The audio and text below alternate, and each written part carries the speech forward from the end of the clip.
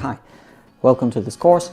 I'm just going to give you a little introduction here and get straight to the point.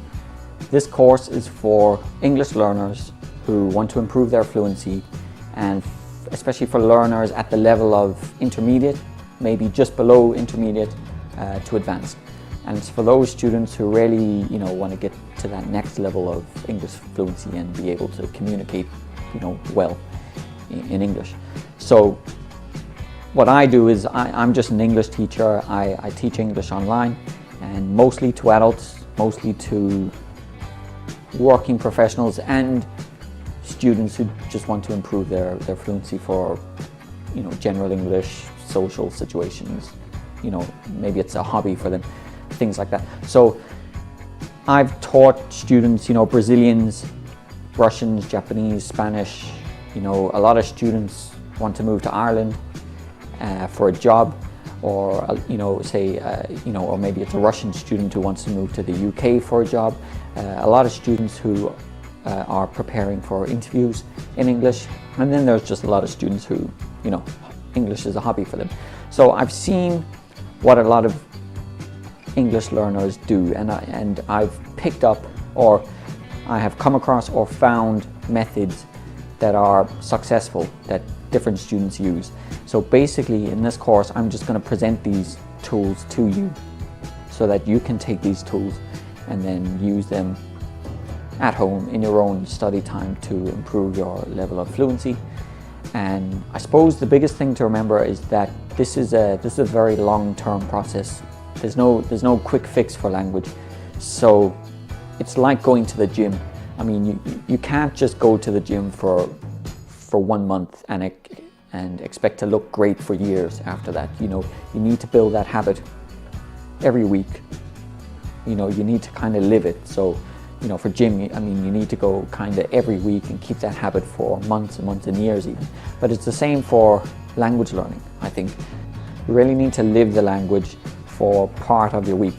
So, if you've got 1 week, I think if you're a Brazilian Portuguese speaker, if you want to be fluent in English, I think you need to live part of that week in English. Maybe 30% of that week should be reading English, listening to English, watching English videos, trying to speak in English, and then even trying to think in English. So the biggest thing is just to have patience, and as long as you're doing the right things, as long as you're using productive methods, don't worry about your level. Just accept your level. Your level is your level, it doesn't matter. But just keep doing the right things and keep that habit every week. And especially for this course, try and keep coming back to this course, okay? So if you get a little bit lost with language learning, if you lose motivation, come back to this course and have a look at the different methods and techniques, and maybe choose one to work with, and go off and do that for a couple of days or a couple of weeks, and then if you get bored of that, come back, choose a new method. So you need to use all of these methods.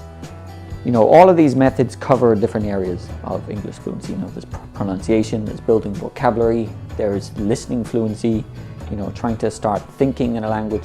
So you really need to use all of these different methods in a balanced way.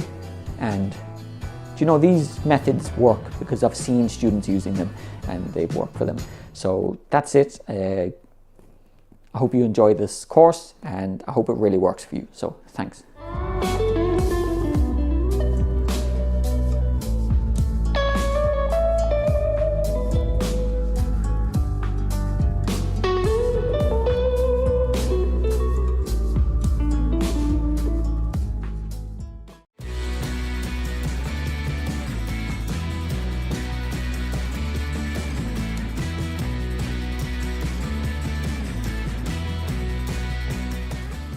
Okay, hi. So in this next video, what I want to talk about is basically vocabulary and memories. For me, it's one of the best things to remember. It's one of the best things that I've come across in language learning. If you think about your first language, all of the vocabulary that I have in my first language, English, is very strongly associated. First of all, there's no translation because it's my first language, but it's just English vocabulary And each of those words are associated with memories, with mental images, and they're very deeply connected. The vocabulary is deeply connected with memories, mental pictures, maybe mental ideas of what the word represents. So for some things like cat or table, it's quite easy. But then for something else, like for a word like already is a difficult thing to, first of all, you can't see it. You have to experience already. But I have a concept, an idea of what already is. If someone wants to do something, but I've done it first, I can say, no, it's okay, I have done it already.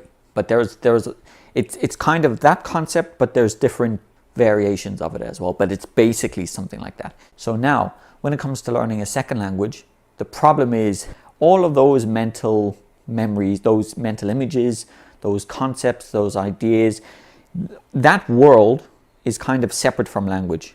There's a linguist called Steven Pinker, and he talks about mentalese. For me, what I think of it is that it's a sort of a visual representation of the world that you have in your mind, separate to language. And we've got this kind of imagination tool where here I can imagine, the table lifting up into the air. It's kind of like a computer game in a way. It's a simulation of reality. There's some supercomputers that do this. They actually test out virtual rockets lifting off into space, but it's completely virtual. But our brain basically does the same thing. I mean, I can simulate reality. That is kind of separate to language, but it's very, very strongly connected with language. So if I have a story for someone, I can picture the story. I can see all the events, the people, and then when I go to explain it to someone, the vocabulary that I need is very strongly connected to that world, that mental, visual world, the mentalese that exists in your mind. So now when you learn a second language, now things become tricky, because now you've got two separate vocabularies which are trying to connect to that visual world, the mentalese, or the imaginary world, or the representation of the real world that's in your mind. You can see this with some people. Some people are very realistic, which means their vision of the world matches reality. There's other people in the world who have an unrealistic vision of the world. So that's what I'm talking about there. It's that internal visual world that you have in your mind. So now when we're learning a second language, generally what we tend to do is, for example, if you've got a text and if you're reading and if you find a word, think about this very carefully. When you're reading a text and you come across or find, that's a phrasal verb there, come across, but if you find a word that you don't know, what is your process? Just sit down and think about, what is the process that you go through? And for most students, what they do is, okay, so you're reading a text, you find the word, first thing you do, maybe you could use Google Translate, and translate it into your first language. Now, if you move on from there, if you just translate it and then, okay, now, you understand it. Now, if you move on, continue with the text, what you do is you create a very shallow, thin, shallow is the opposite of deep. If you imagine the ocean, okay, that's deep. Now, when you get to the beach and you're walking in and the water is only up to your feet, that's shallow. So it's very thin, okay? So if you only translate vocabulary, you're creating a very shallow meaning. Now, another thing that you could do is you could go to word reference, or you could get out your English dictionary and you could look for English definitions. So you're trying to understand the word using easier English vocabulary to understand that word. So now, and then you could read and then you could try and understand that word through context, and that's good. So now things are getting a little deeper. The meaning of that word is getting a little deeper because you've got context and you've used English words to try and understand that difficult word. But what we want to do is, the goal for me anyway, is my next challenge is to learn Chinese. And the goal for me is to create really, really strong, deep connections. The way that I have connections for my English vocabulary. If I think of the word war, I mean, right now I can imagine, I can remember Vietnam War movies that I've seen, or, World War II documentaries, or, I've seen news reports on CNN about war. When I say the word war, I automatically, I can visualize these images and these memories. So I want to do the same in Chinese. I want a direct connection between the Chinese word and what it represents. One way you could do it is So we've tried translation, we've tried looking for an English definition. You know, we can try and understand the word through context of the story. Then what we could also do is maybe do something like go to Google Images and put the word into Google Images, and you will get a selection of pictures for that word. Now, it's very easy to find Google Images for things like cat, table, house, you know, soccer, sports, things like that. But when you try and use Google Images for words like is, what is is?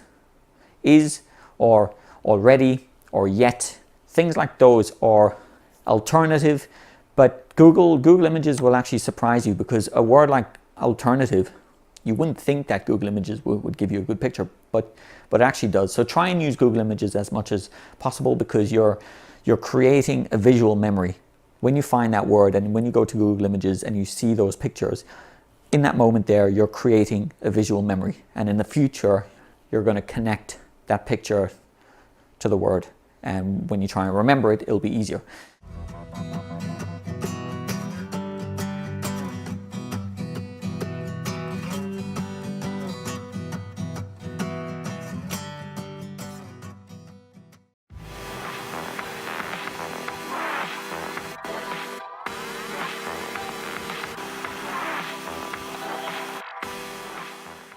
For me, I like to go past that and try and create an even deeper connection. So what I try and do is, if I come across a word in Chinese, for example, now my pronunciation is terrible, but it's the Chinese word for war, and it's zhangzheng. It's something like that. So when I see zhangzheng, what I try and do then is go inside and I try and access memories. First of all, when I'm reading, I need to get the English translation, because, you know, I don't know what zhangzheng is. So I get the English translation, and then I only want that English translation to get the memories. So I see war, so okay, it means war. Now quickly throw away that English vocabulary or your first language's vocabulary. And now I just sit there with myself and I say zhangzheng, zhangzheng. And I just, you know, I remember those Vietnam War movies that I've seen, or World War II documentaries. You know, the more vivid you can make it, the more realistic you can imagine these pictures, the better. And if you can go one step further, create a personal connection. So now for me, I have no personal connection with war. I've never been in war, but I can try and, you know, imagine myself in a war situation and, you know, feel that feeling of fear. So that's what I do. Whenever I find a new word in Chinese for me, what I do, I sit down with the word and quickly, you know, maybe I'll use Google Images first, but then, so I'll get the English translation, throw the English translation away quickly, and just sit down with the word and say, zhangzheng, zhangzheng, zhangzheng bu hao, you know, war is not good. You know, I try and imagine myself and, you know, really feel it. That's basically it. Now what you got to do is, there's so many words. It's actually a bit of fun. The thing that I do is, I just get a little bit of text, and I use a website called Link. It's www.langq.com, and it's basically, it's got different levels. It goes from beginner to advanced. For every lesson, they have text. It's normally a story, so you're learning in context. It's text, and they've always got audio that comes with the text. And then you can click on a word, and you can get your little translation or definition. And there's an extra little audio button for the word. But what I do is I just sit down with the text. It's kind of like painting pictures for every word. So I just click on a word, get the English translation, quickly forget about that English translation, but then just sit down, kind of like paint a picture for every word. You know, I just sit down and think, you know, like I really just try and imagine, and it's actually a lot of fun, because the thing that you really want is a super strong connection between the language's vocabulary that you want to learn and the real thing that it represents. If you think about a conversation, if someone's talking to me, so in their mind, they can imagine, or they can visualize, they can see a story. You know, maybe something happened to them 2 days ago. Now they come to me, they want to tell me the story. In their mind, they can see what happened. They can see the people, they can see the place, things like that. So now, that person sends vocabulary to me. Now, for example, they say I was walking I was driving to work last week when a donkey crossed the road. Now, there's a lot of vocabulary there. But now, as that person says it, as that person speaks that vocabulary, every word, last week, okay, so there I've got a feeling of past. But when I hear that word, it should automatically trigger a sort of a concept or an image. It shouldn't go from the second language to my first language and then to the visual representation. It should go directly from that second language to the representation. But just for this example with my first language, someone's telling me a story in my first language. When they say last week I was driving to work, so now in my mind I can imagine them, last week driving to work. I can see the picture, and then they'll say last week I was driving to work when a donkey crossed the road. So now I can imagine, okay, well, they're driving along and now I'm seeing a donkey crossing the road. So, and then the story goes on, but basically they're painting a picture for me. When the words get to me, the words should automatically trigger pictures for me. So if I have very deep connections with the words, if I study vocabulary and create deep connections, it's all about the study. If you study and create deep connections when you study, I think when you listen, when the word hits you, it triggers the mental imagery faster. But if I study and if I only create shallow connections with vocabulary, for example, if I only translate, when that person sends me that word, if they speak that word to me, when it gets to me, I think I'm going to go through the process of translation because that's the way that I studied it. That's the only memory that I have. That's the reference. So when they use that word, when they speak that word to me, I hear the word and then I try and quickly translate, and then I have to think about what the word is in my first language and then try and think about that representation or the image. But then they've continued in the conversation and I'm lost. So when they speak to me, when every word hits, when I hear every word, automatically that word should suggest imagery. And it's the same thing when you're reading. When you're reading, the moment you see the words, they should kind of paint a picture for you. So I think it's all about that point there when you study. So if you study and take your time with every word, just create those memories and connections with the vocabulary, and very strong connections and with the thing that it really represents. And try and make personal connections, try and create a bit of emotion there with the vocabulary as well. And that's about it. So now think about that. You just have thousands and thousands and thousands of words to create deep connections with. And I hope that helps, and I'll see you in the next video.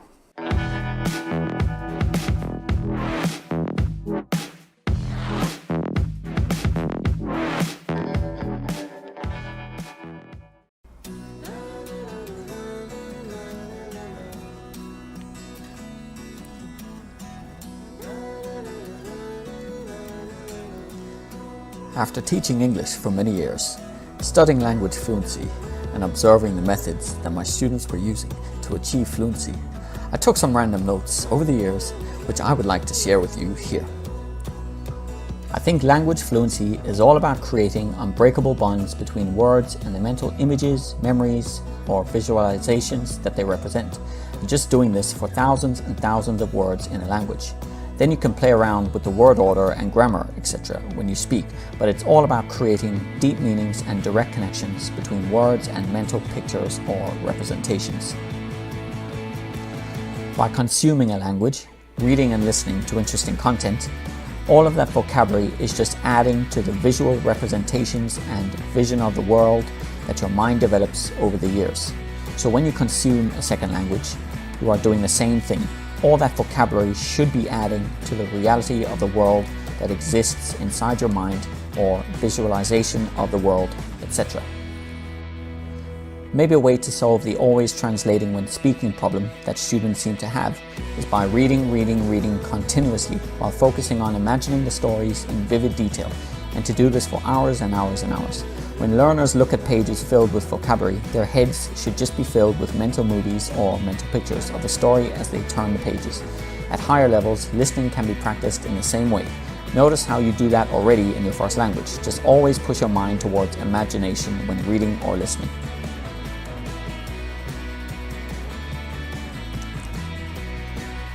Recommend to students that they search for any new words they find using Google Images to connect vocabulary and images mentally. Think about when someone's telling a story. All that vocabulary is just triggering a pictured story within your mind, the part of your mind that thinks in images. I was standing on this cliff, looking over the edge, sweating like crazy. Every word represents an image in the story. It just paints a picture. The speaker is just verbalizing the story that they see in their mind, and you are translating that language into pictures. The most important thing to remember when learning languages is to use your imagination as much as possible when reading and listening, making the stories that you read and listen to as imaginatively vivid as possible. It's all about connecting your imagination to as many written and spoken words as possible.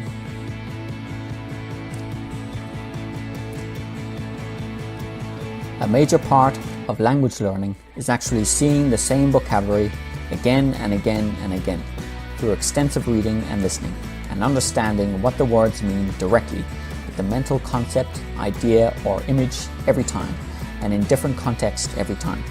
Think about it. You are familiar with words in your first language because you have just read and listened to those words thousands and thousands of times before.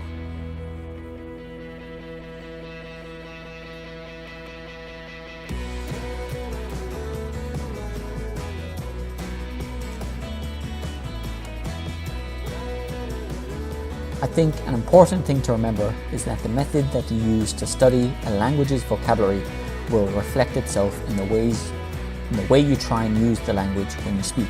If you study vocabulary by translating every word, the references or memories that you create for every word will be linked to translation, because that is the memory that you have created for every word, and you will be translating when you try and speak. If you translate when you study, you will translate when you speak. But if you associate vocabulary with the real image or concept that it represents mentally or by visual memory using Google Images, you will have a much better time with speaking fluency because you are following the natural method that you use in your first language. If you study a language by connecting vocabulary with mental or visual images, you will speak with vocabulary that comes directly from mental images, because those are the connections that you have created.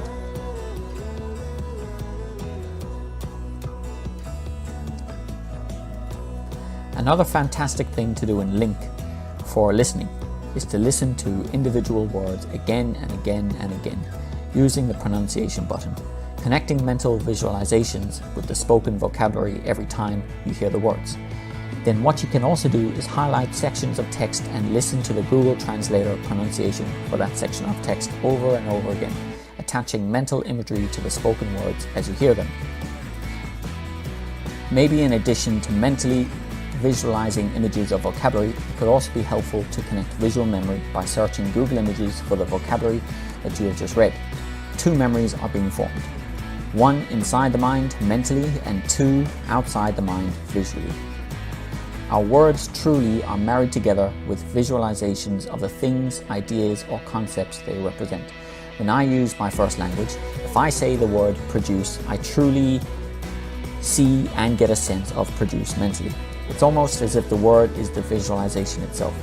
That's what you need to do when you learn a new language, is absolutely marry the words and their visualizations. That's why when people speak so quickly in our first language, we can still put together the complete visualization of what they're trying to say so easily, because the connections between the words and the visualizations are so strong in our own minds. When the words reach our ears, they paint a picture of the story so easily. So when you learn a second language, you should take your time with each word and paint strong mental visualizations for all words. You should also try and connect vocabulary to personal images, memories, and concepts that you already have in your mind from past experiences in life. The more personal the connections you make when learning vocabulary, the more you will remember it. For example, if English learners see the word cat, they should think of the family cat. Or if you see the word school, you should think of your first school you went to, etc. When you're reading, each word should trigger an image in your mind, and all of the words together as paragraphs or the full article, etc. should paint a picture of the whole story. It's just like flashcards really, but it's natural, because you will keep getting exposed to the most common words in the language by reading more and more material. and that is a more natural spaced repetition technique. And the faster that you read through material, the more vocabulary you are reviewing again and again. The exact same thing can be said for listening.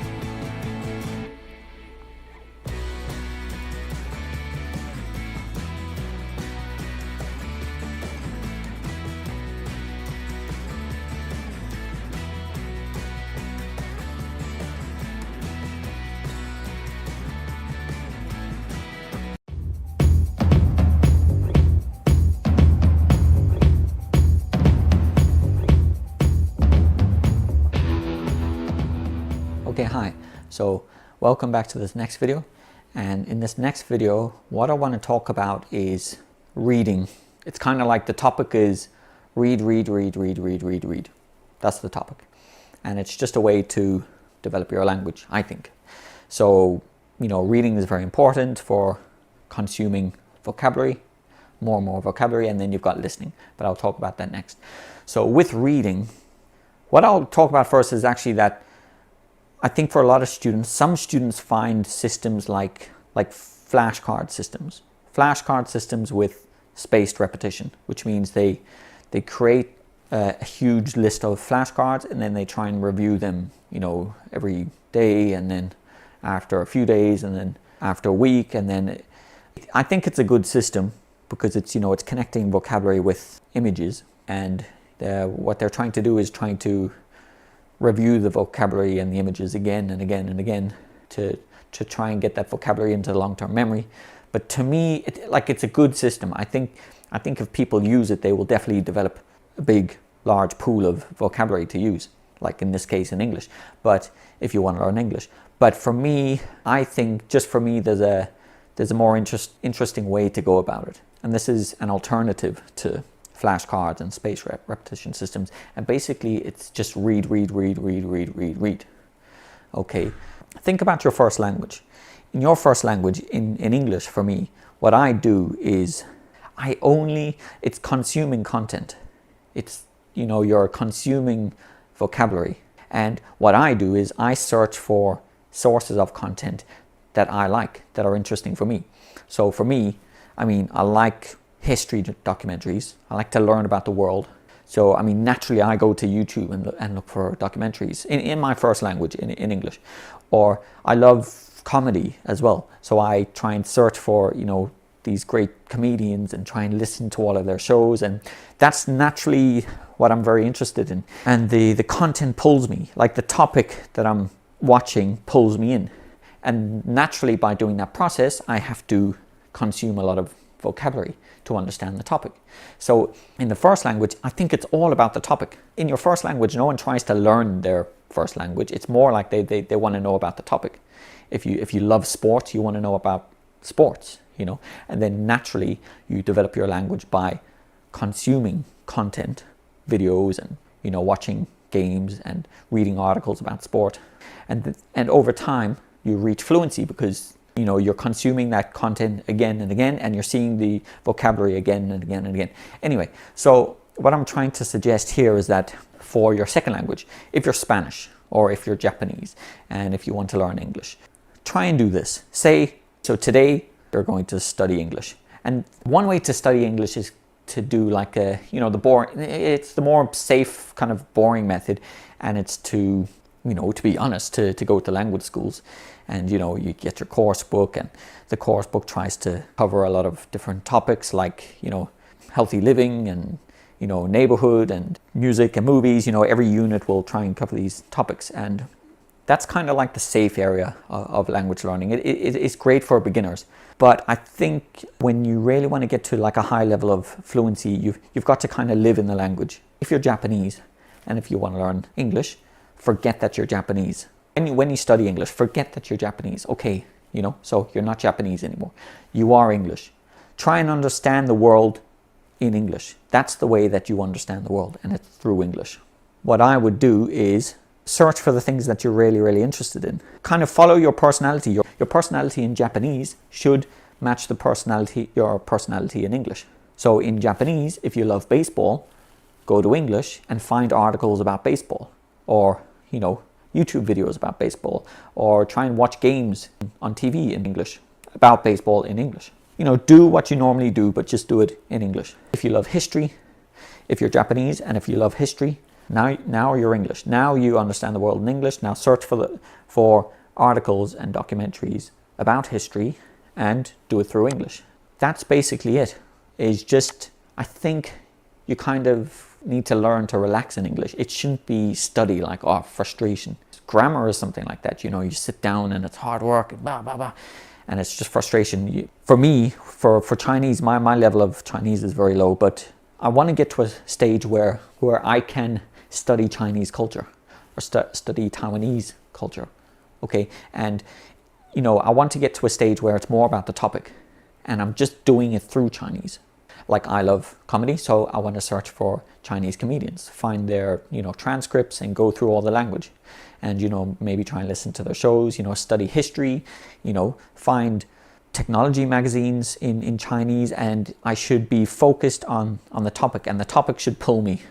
And then through learning about the topic, then you develop your fluency that way.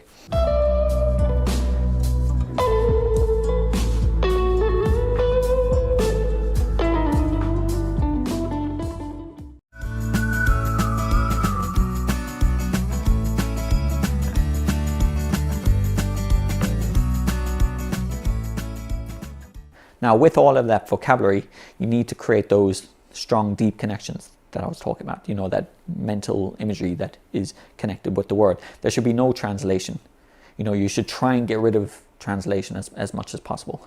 So now for reading, you should just read. And so for you, if you're learning English, when you're reading English, the text should directly paint a picture for you mentally. So that's basically it. It's just because if you think about these flashcard systems and spaced repetition, reading what you love naturally is a spaced repetition system.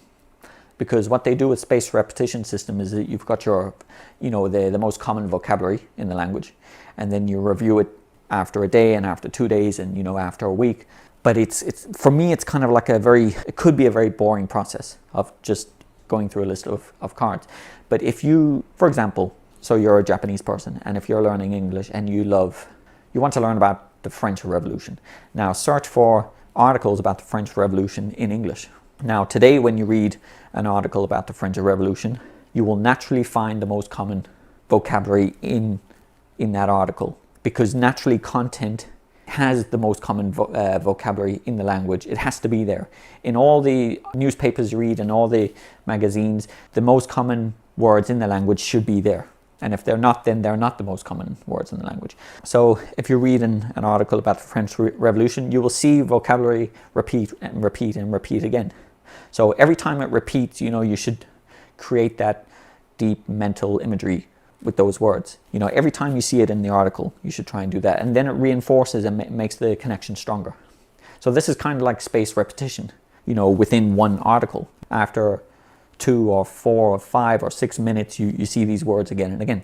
So now if you're interested in the French Revolution, maybe 2 days later, you read another article about the French Revolution. Or maybe you read another article about history and it mentions the French Revolution. But the point is that if you naturally have an interest in a topic, and if you read it today, and if you read something about it again next week and again next month, that is natural spaced repetition, because you will see that vocabulary again and again and again. And as long as you allow those words to paint a picture for you, you know, create those deep mental connections with the words, every time you do that, to me, that is basically a spaced repetition system, and it's a natural one. So the biggest thing for me is that developing fluency is basically time. You know, you got to spend time with the language. It's time consuming content, creating those deep connections, and just doing lots and lots and lots of that, because that's what you do in your first language. Actually, in your first language, that's what you do without thinking about it. You just read what's interesting for you. And, you know, for most people in the first language, articles and stories naturally paint a picture for them mentally. So now, if you want to think about grammar, for people in their first language, most people for their first language actually don't learn grammar. And what I think is going on is that they follow a natural method of just reading, or listening, and, you know, focusing on meaning as well, because they want to understand the topic. And then I think subconsciously, or somewhere in the back of the brain is recognizing patterns in the language. You know, it's something you don't have to think about really. You just have to focus on meaning. Over time, lots and lots and lots of time, there's some sort of tool or your subconscious, I think it's doing all those calculations in the background when it comes to grammar and things like that. So it's kind of like, let your brain do all that work. Let your brain do all that analytical work in the background. And you just focus on the simple task of reading what is interesting for you and focusing on meaning. Now, you can only really read what is interesting for you if you're at a higher level. So if you're at the lower level and if you're beginning, I think if you find graded readers, search for graded readers. It's basically stories or articles written at different levels.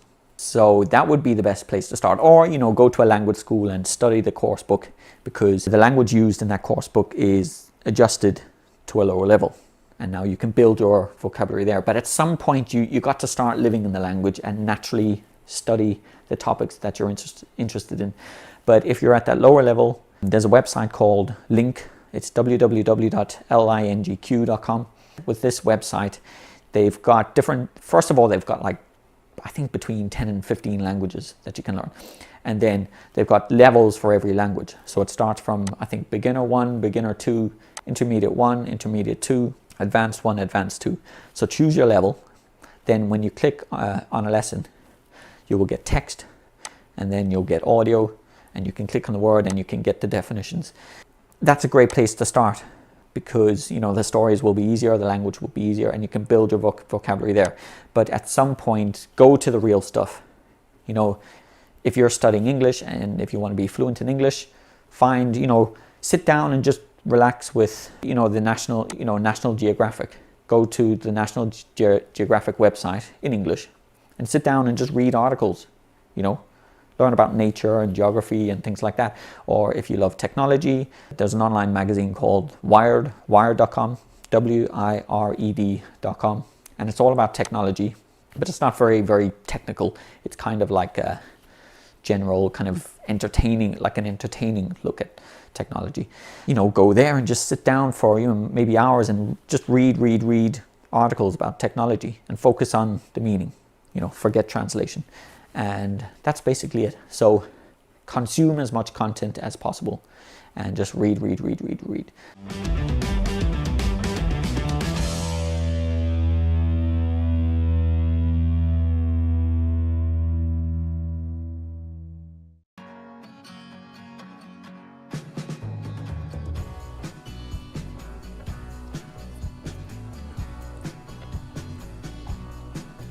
After teaching English for many years, studying language fluency and observing the methods that my students were using to achieve fluency, I took some random notes over the years which I would like to share here. By reading and reading, you come across the most common words in the language again and again and again in a natural way. There is no need for spaced repetition systems. So you reinforce their meaning every time you see them again, and the meanings get different shades of meaning every time they are used in a new context. Also, by reading, you sound out the pronunciation in your mind, provided that you have done some listening and have a sense of the general pronunciation rules. And you slowly start to develop the natural language patterns of grammar in your mind without studying formal grammar books. You also get a chance to build relevant vocabulary by going off in different topic directions that have interest for you. E.g., reading a bunch of articles about technology, business, travel, etc. You also connect the vocabulary to images in your mind at a certain fluency point. It's the natural way that the mind acquires a language, and you can't do the frenzied skimming over the language when reading. You need to enjoy it and appreciate every word. Live and relax with English material just like you do in your first language. Follow the same passions that you have in your first language, but just search for English material about topics that you are passionate about or topics that are entertaining for you. Boring academic material will kill your motivation for learning English. Consume great content, and you'll know when you're more fluent when you stop pausing in the videos so much and when you start going through articles quickly without translating so much. It's actually good that students do a lot of extensive reading in English because it puts the mind in a momentum where the mind starts to think in the language naturally, especially when students vocalize the language internally.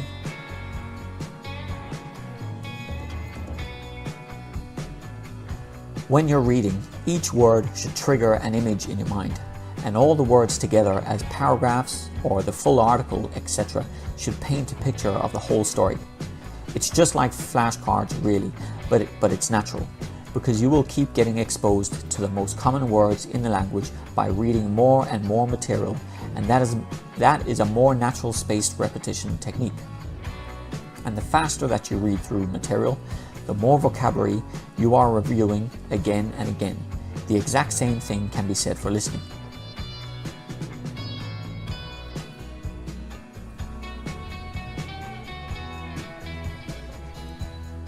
English learners need to forget about the fact that they are learning about English, grammar rules, grammar terminology, etc., and rather focus on the fact that they are learning about culture, technology, history, business, stories, facts, life through the English language.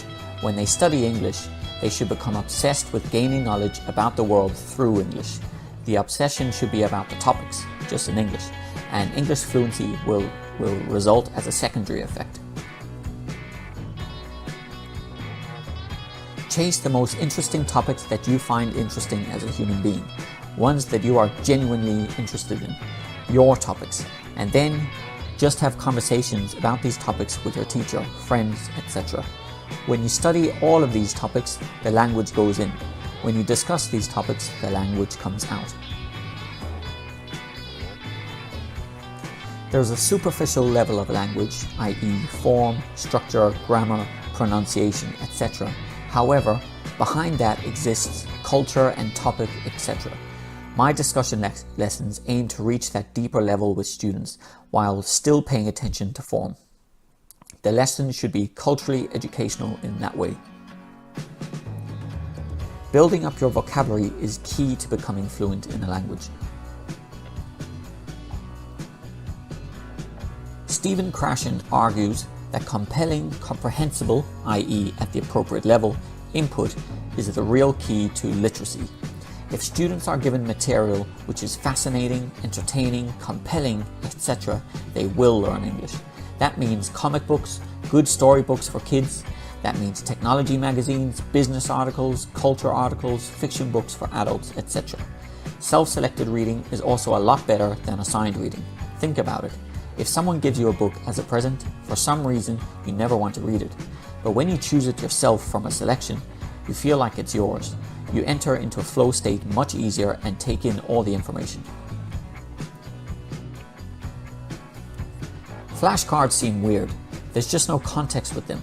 It feels like individual memorizing. They seem like drills. The key to learning English is to read interesting English material as much as possible, so that you come across many words again and again, using as much of your imagination as possible to imagine the story.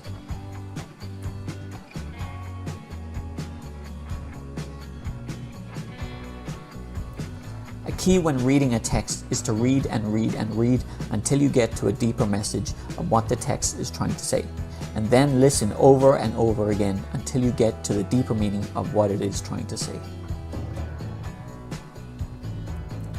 If you love comedy, you should try and find comedians in a language that you want to learn. Find transcripts of their shows, etc. Or just find any interesting content related to what you really love and develop your language by consuming it that way. A good thing to do is to read articles over and over again about 2 or 3 times, because all of the new vocabulary that you have read will be reinforced when you read the vocabulary again. Learning languages is more about time than anything else. Time spent with the language. That seems to be the key factor. You should have the mindset that you're just reading to find out and expand your knowledge about topics through the second language, English. Get to the topic and just read for the interesting information, just the same way that you read for the topic in your first language.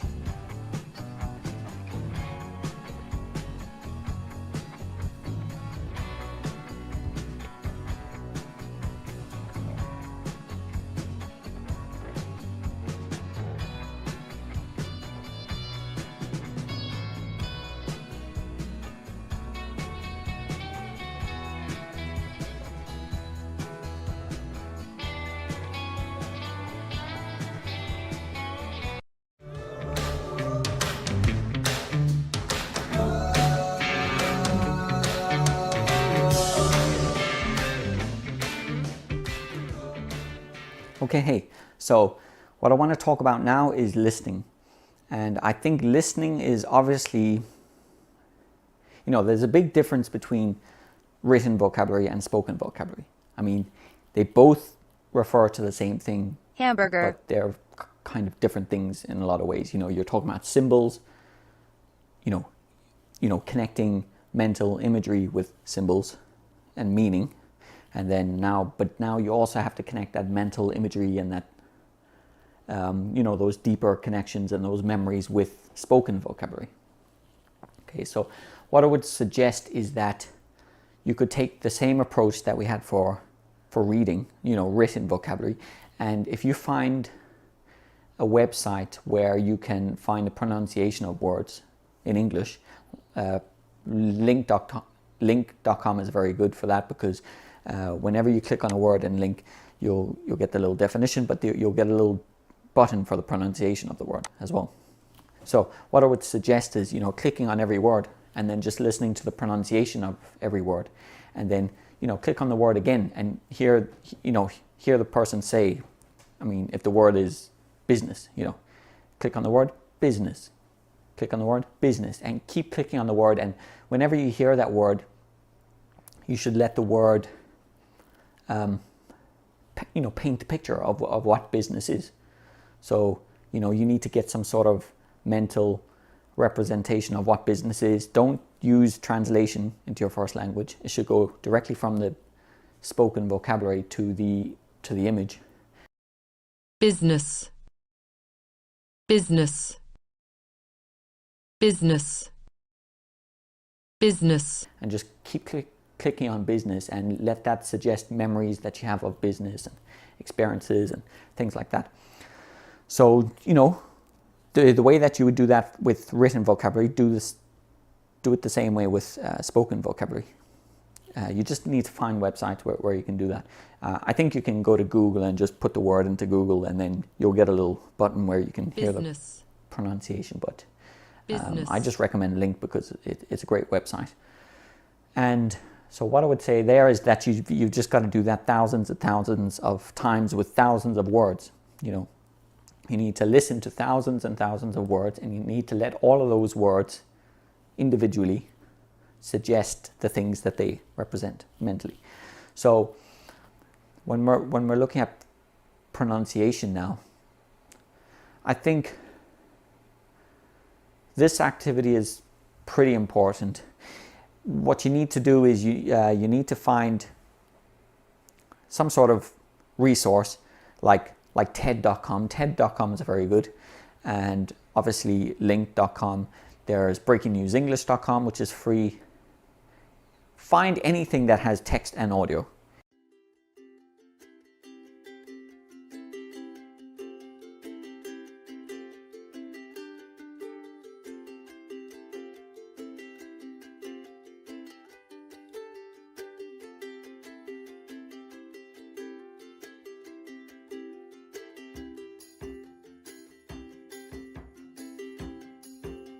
Instructions. But I love to figure out how things work for myself. When I was 12, I hated school, but I fell in love with trading the markets. I caddied at the time, earned about $5 a bag, and I took my caddying, and I figured I could buy more shares, and if it went up, I'd make more money.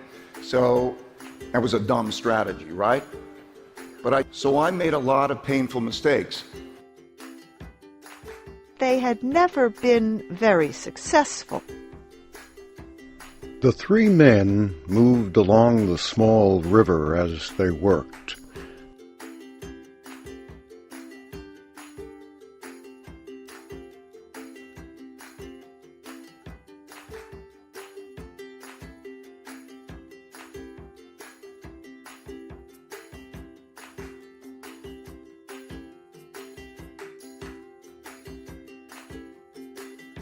Hurricane slams into Caribbean.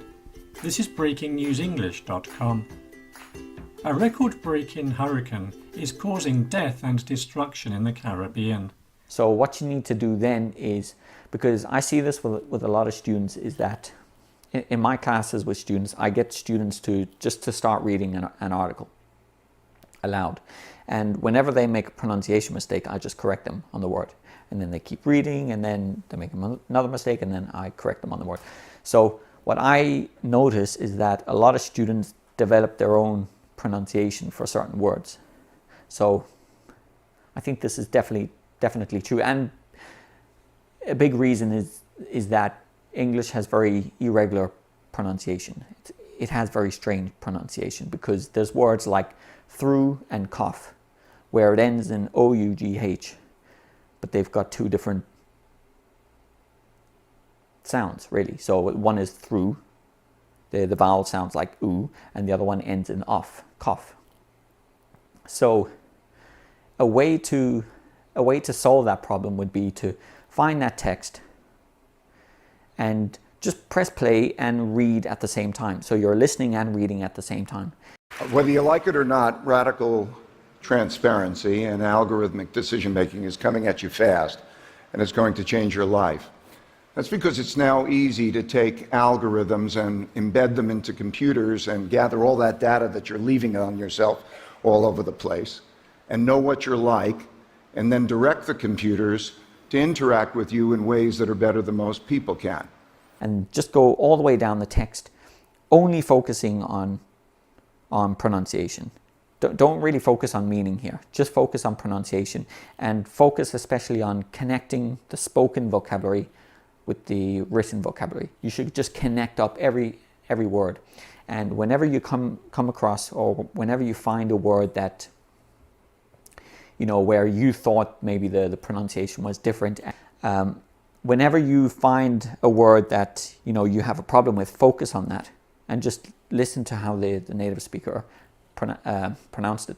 But, you know, just work with a huge amount of text and audio. Something like TED is perfect because they give these speeches and talks for like, you know, 15 or 20 minutes, and there's a lot of vocabulary there. And for whatever, I mean, if you work in, try and find the topic that is relevant to you. So if you work in IT, try and find some technology speeches on TED.com, and just sit there and read the text, listen to the audio, connect up the pronunciation, and, you know, just spend half an hour doing that, or even an hour, but especially focusing on pronunciation. But now when it comes to meaning and associating meaning with spoken vocabulary, there's a certain method which I use when I'm trying to learn Chinese, and I'll just give you a basic description of it. So what I do is, first of all, you always need text and audio. So link.com is brilliant. Breaking News English, if you're learning English, and TED. So what I would do first is, first of all, read.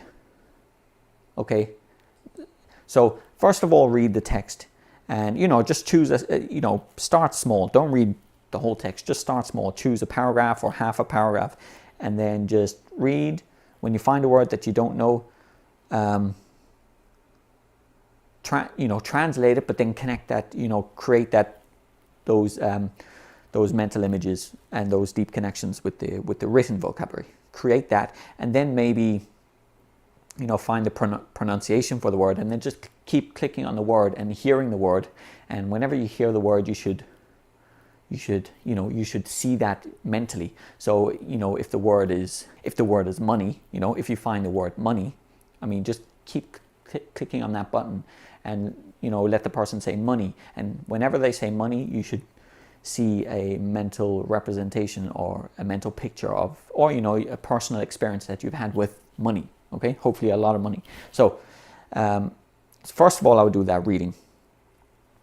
So you want to create mental pictures for that short section of text. So now, but there's two ways of reading here. You can create mental imagery for each word, but then in a way you've got to read as well to connect the bigger picture as well. So you've got to kind of read the paragraph for the overall story. You've got to see the overall story mentally, and then once you have that overall story, you could play it through, you can see it. Then what I would suggest is, provided that you have text and audio, then click on the audio and listen and read, but focus on meaning. Don't focus on the pronunciation now. Really focus on meaning so you're listening and you're reading, and you're listening and you're reading, and you're focusing on picturing the story that it's telling. And maybe do it over and over again, okay, until you really start to see it and you associate the spoken vocabulary with the story. And then what you could do after that is, so once you have that story, then you could, obviously now is going up one level where you're not looking at the text, and you need to click on the audio and you need to look away from the screen. And see, now the thing is that you have the story, you have the mental movie in your mind. Now you have the spoken vocabulary and you're listening to it. And then your job is to connect up all of those words. All of those words that you're hearing should connect up to that story that you have already, because you've read it and you've read and listened at the same time. So, I mean, there's other ways. I know of students who, I think they have books where half the text is in, say, if they're Spanish, half the text would be in Spanish and then half the text would be in English.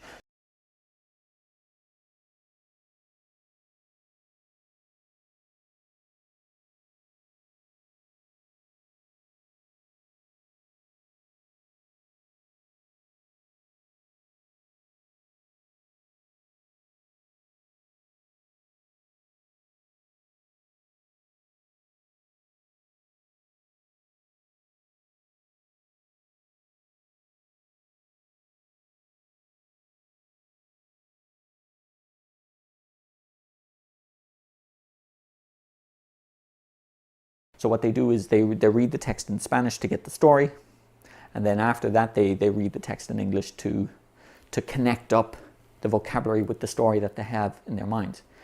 But that's looking at reading, but now you have to do this with listening. So it's basically like read the text, picture the story, and then listen only, and try and listen and connect up the story with the spoken vocabulary. So what I would also suggest is once you read, once you get that story, and then once you're listening only, is to listen only again and again and again until you start to see that picture mentally. Okay, and listen again and again and again until the whole story comes together and you kind of get to a deeper meaning of what the story is trying to say.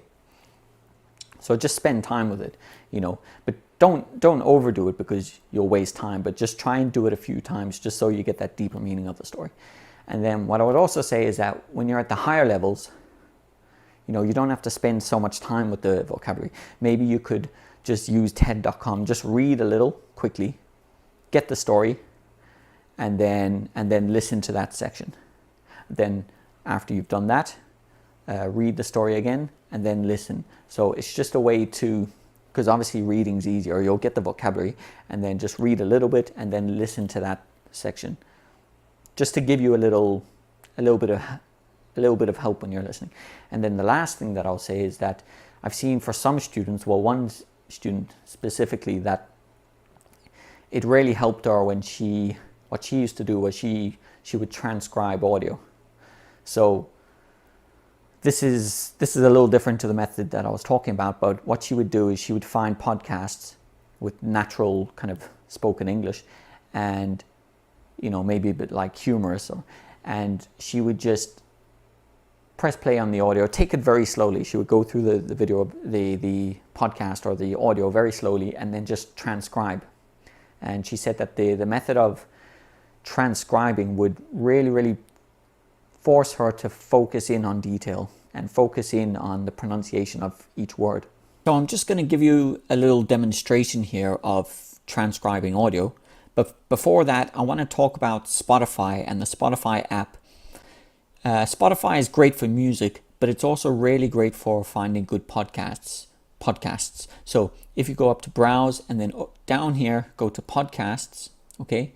Now scroll down and you'll get the featured podcast, the most popular podcast. And then if you go further down, you will see categories. Okay, so tech, technology and gaming, lifestyle, news, comedy, entertainment. There's sports down here. So I just really recommend using Spotify. Download this for your phone maybe, and when you're on the bus or when you're driving, listen to great podcasts. So now, just for transcribing audio, I'm going to click on technology and gaming, and if you go down here, you'll see a selection of some of the best technology podcasts. Now, some of them are about 10 minutes long, some of them are about an hour long. I'm going to choose this one here by the Wall Street Journal. Let's click on that there. And now make sure that you have a maybe, if you want to use a pen and paper, you can do that. But for me, I just like to use this notepad. Okay. So the idea is to go down, choose your podcast. Now this one here is only 8 minutes, 37 seconds long. So what I would do is just press play. This is Tech News Briefing from the Wall. Press pause and then transcribe. So what she said was, this is Tech News Briefing. Okay. Now if you're not sure, just you can go back and listen to it again. So just listen to that again. This is Tech News Briefing from the Wall Street Journal. Okay. This is Tech News Briefing from the Wall Street Journal. Okay. And then there's a bit of music. Welcome to Tech News Briefing. I'm Charlie Turner in New York. So welcome to Tech News Briefing. I'm Charlie Turner, etc., etc. So just that's the idea. Press play on the podcast, listen to the audio, press pause, type it out or write it out, and then just keep going all the way through the podcast, and it really focuses your listening skills. Okay. And okay, so but I just want to talk about TED.com as well, because you can use TED.com to check on your transcript. Okay, so using TED, you can listen to the audio, transcribe here in your notepad or in your with a pen and paper. But then now, if you go down to transcript, after transcribing, you can click on the transcript and then check to see how accurate your listening skills and transcribing was. Okay, so for example, you would just click on the audio.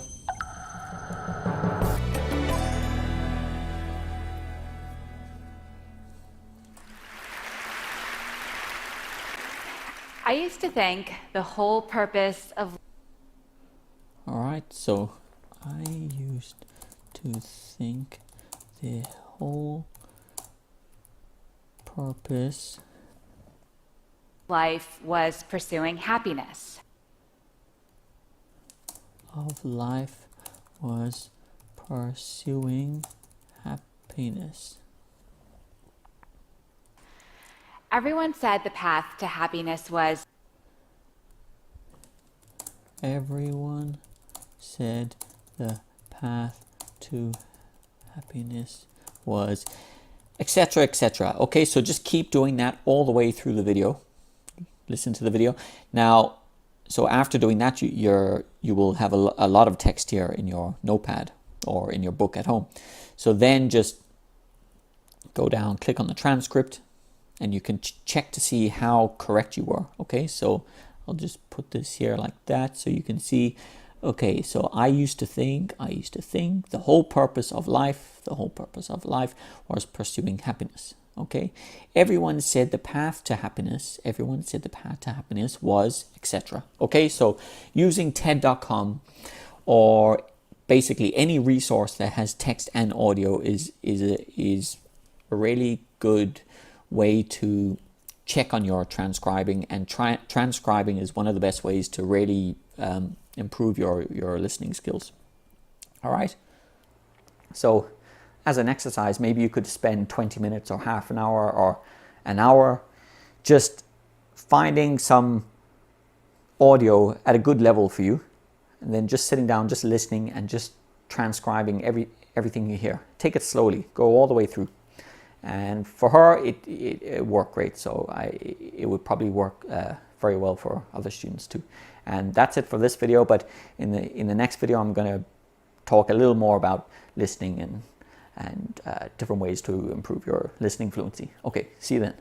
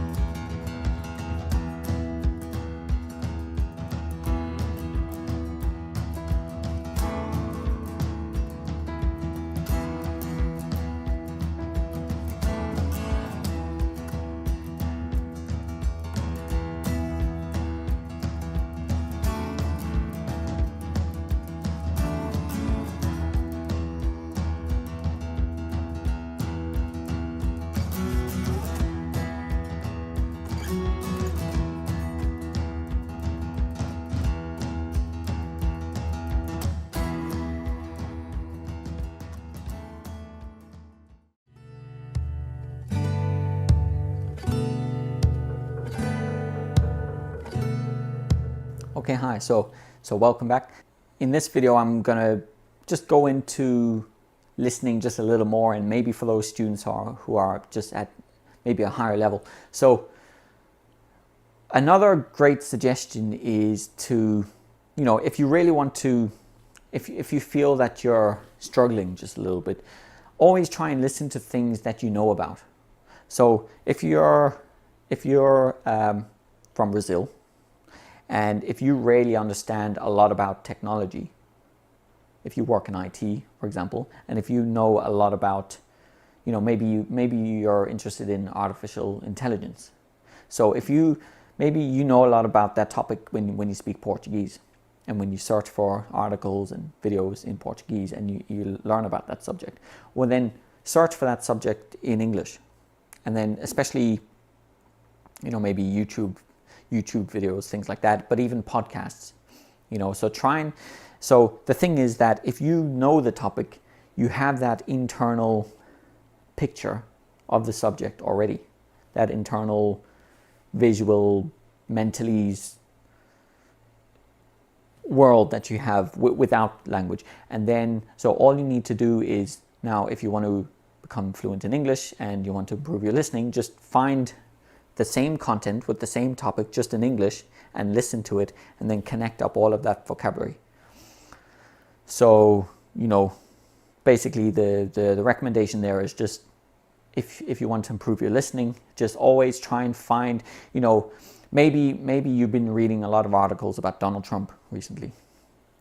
In the last few days, you're aware of the story. Now go and find audio content, and if you want to focus on reading, you can do that as well, but go and find content that you know about already, because you have that internal imagery already in your first language. Now, to make it easier on yourself, you just find that same content in English, connect up all of the vocabulary when you're listening to it. And what I would say then is, you can also go to YouTube and what I would suggest is just going to YouTube and searching for things that you're really, really interested in. Just search, if you're interested in Japanese history, search for Japanese history documentary, and you'll get some documentaries about it.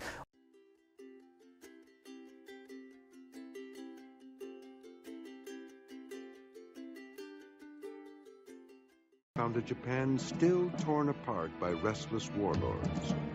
He quickly set out to further the cause of reunification. Or if you're interested in European culture, you'll get a bunch of documentaries about that.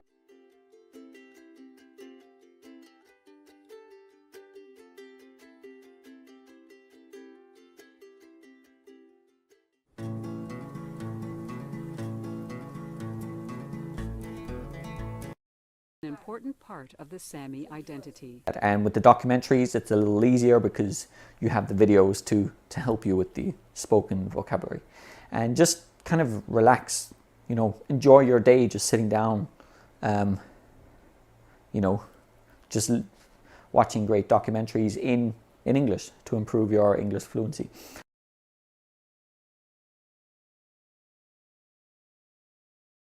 And then at a higher level, I would say here is looking for podcasts.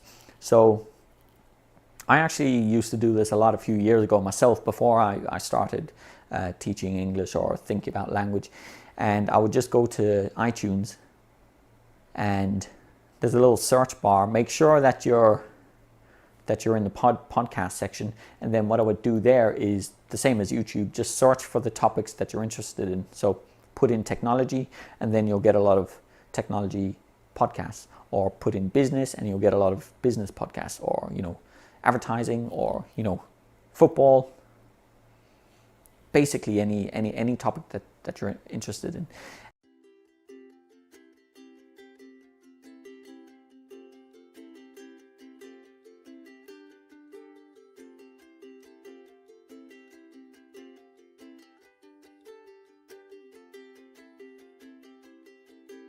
Support for this NPR podcast and the following message come from... What's the way to the secret documents? We heard that one of the very first credit reports ever, precursor of this whole Equifax thing.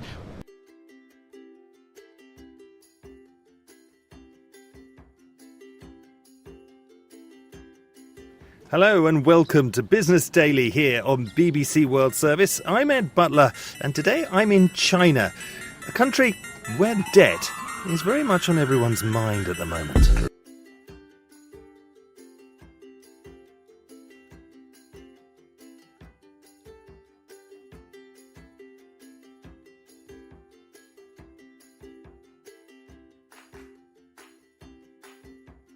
I broke the screen on it maybe like 4 months ago, and when I brought it in for a replacement, they just gave me a new phone. Earlier this week, we posted an article where Adam and Leah worked on a story on some camera comparisons.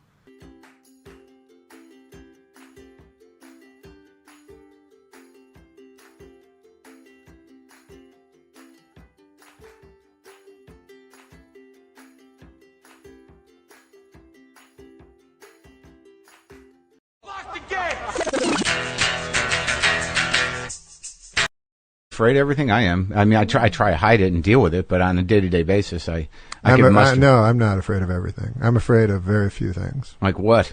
And now with the podcasts, now it's only audio. So what you got to do is, I would say, sit down. See, it's different for different people. Some people enjoy doing the dishes and listening to a podcast, or driving to work and listening to a podcast. For me, what I would say is that what I used to do and what I recommend to students is just sit down and give it your full attention. Try and give it 100% of your attention, and just sit down. Get a good pair of headphones and just sit down, press play on a really good, interesting podcast, maybe like a bunch of guys talking about the latest movies, something like that, and just sit down and give it your full attention. Now, when you're listening to the vocabulary, every word should light up in your mind in a way. Every word should trigger, that mental imagery. But, get to a stage where you can listen to a lot of spoken vocabulary. And when you listen to all of it together paints a picture of the story for you. Sometimes it's not always a picture. Sometimes people just talk about concepts, but even with that spoken vocabulary, it should suggest concepts, and it should not suggest your first language. There should be no translation. When you're listening, maybe for some students they go through a quick little process of translating, and it slows things down a lot. So really, just focus on listening and focus on the words that you're hearing, painting a picture of the story for you, or painting the concepts for you. And just give it your full attention, and do that for hours and hours and hours. And I've had a lot of students who really, that seemed to really push them to another level when when they really just focus on podcasts, and they got all of their favorite podcasts and they just sat down for hours and hours and hours and just listened to these podcasts. And that was a huge jump for a few students that I had. So in the next video, I'm going to talk a little more about listening. So I'll see you then.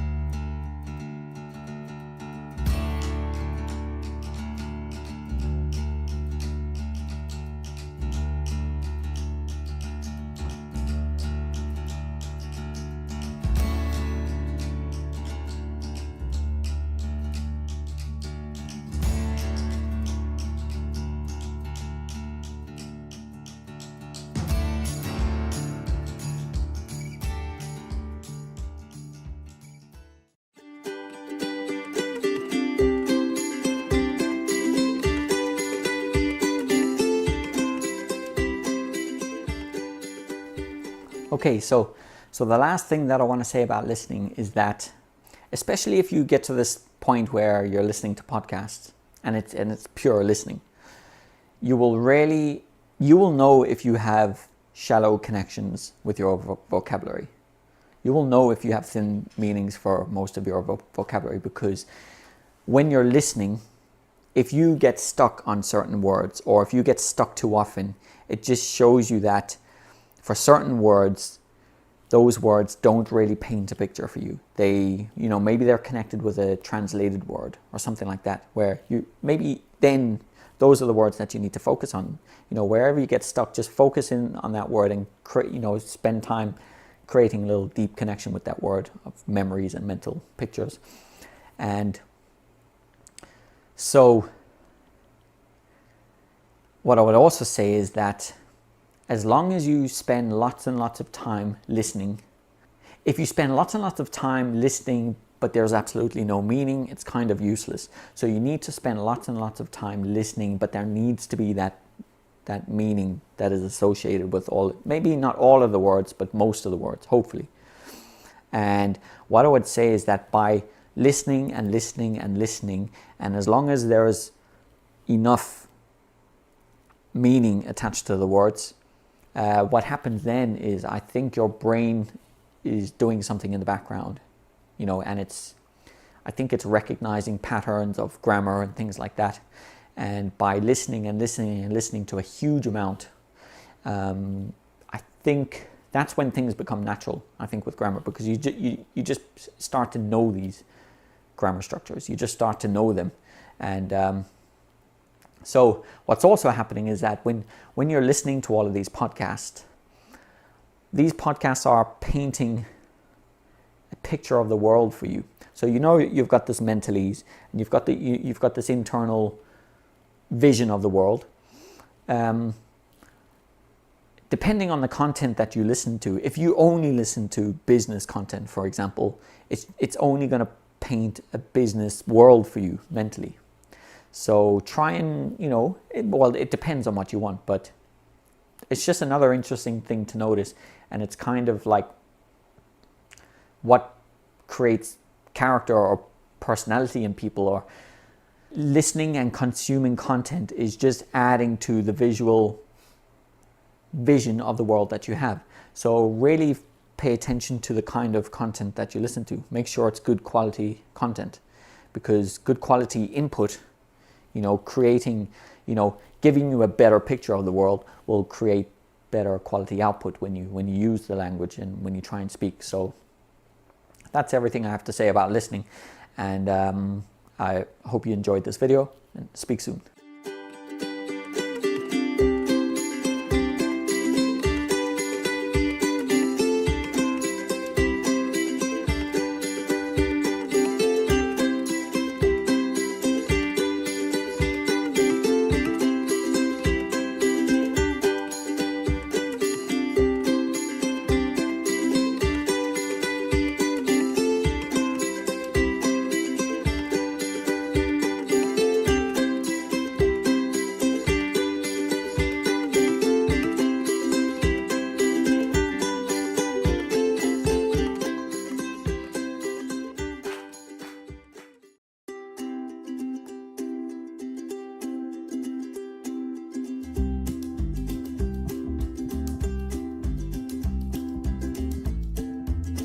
After teaching English for many years, studying language fluency, and observing the methods that my students were using to achieve fluency, I took some random notes over the years which I would like to share here.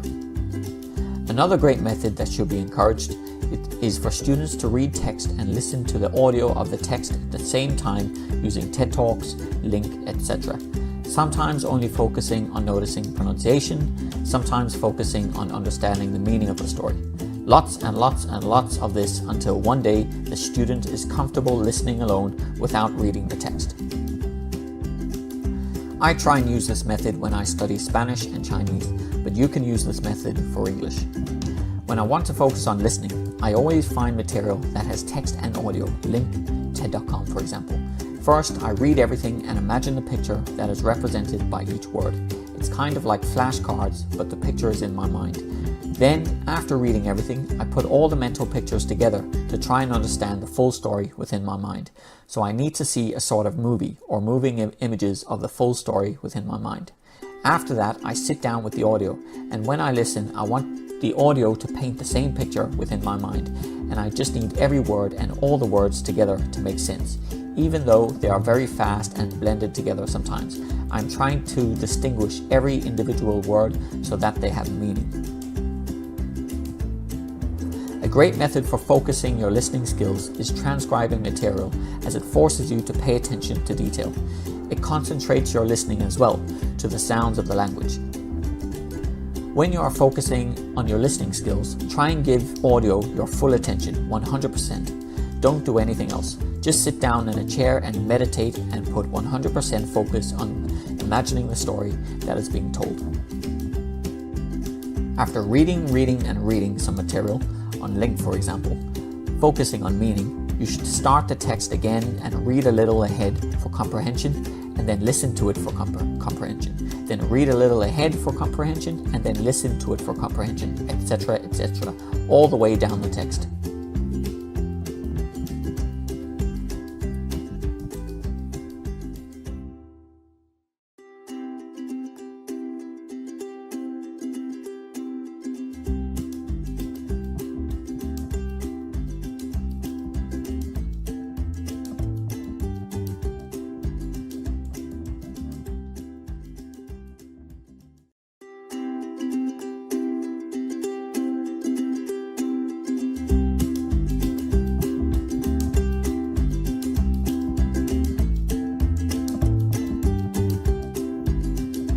Okay, hi, so welcome back. In this next video, what I'm going to talk about is speaking fluency. And this is that magical thing that most students are trying to, they're trying to achieve a high level of quality speaking fluency. So before this video, I spoke about reading and listening and, studying in a correct way. Okay, so because I really believe that good quality output. Now, output is speaking, okay? The vocabulary is coming out. Reading and listening are input, okay? Because the language is coming in. Now, good quality output depends on the quality of your input. Now, if you have bad quality input, that just means your method of study or reading or listening is quite bad. So if you read and listen, and if you create shallow, do you remember before this we spoke about with vocabulary, like every word that you come across, you should create deep connections with the vocabulary. So if you create thousands and thousands of deep connections with thousands and thousands of words, then for me that is good quality input, and then that will reflect itself in your speaking fluency and your output. But when you read and listen, when you study basically, and if you create those shallow meanings, when you try and use all of that vocabulary, especially if you translate, you'll be searching for the words and it'll take too long. And for me, that's how poor quality speaking fluency starts. It starts with bad study. So you really need to study well in order to get good quality speaking fluency. So now, I think the biggest thing with speaking fluency as well is it's kind of like learning to ride a bicycle. So you can't just think about riding a bicycle, and you can't just study about riding a bicycle. You have to get on the bicycle and you have to do it. And you have to be terrible at it, you know, in the beginning. And you just have to keep doing it and actually be on the bicycle trying to ride the bicycle. So I think it's the same with speaking fluency. Better speaking fluency comes from lots and lots and lots of production. Lots of, you know, actually trying to speak. So now you need to find ways, you know, or situations where you can speak a lot. So let's just talk about, I'll just talk about the different ways that you can actually start speaking using English. So first of all, if you live in Spain, or if you live in Brazil, or if you live in Japan, in the city that you live in, I mean, you can try and make friends with English speakers. I mean, that would be great. So you could speak to them in English, and it's kind of like free and you have fun doing it. Another way to do it would be to, when I lived in Madrid, there were language exchanges. Okay, so that would mean that there's Spanish speakers in Madrid or in Spain who wanted to speak in English. So they would go to a bar and then, or a cafe, and then there were basically English speakers living in Madrid who wanted to practice their Spanish. So they would both go to the cafe or to the bar, and then they would both, you know, they would have drinks and have fun, and they would take turns speaking Spanish and English. So that's one way to to practice your English. If you're living in Japan, if you're living in Tokyo, try and find a language exchange and just go there and have fun and try and use your English.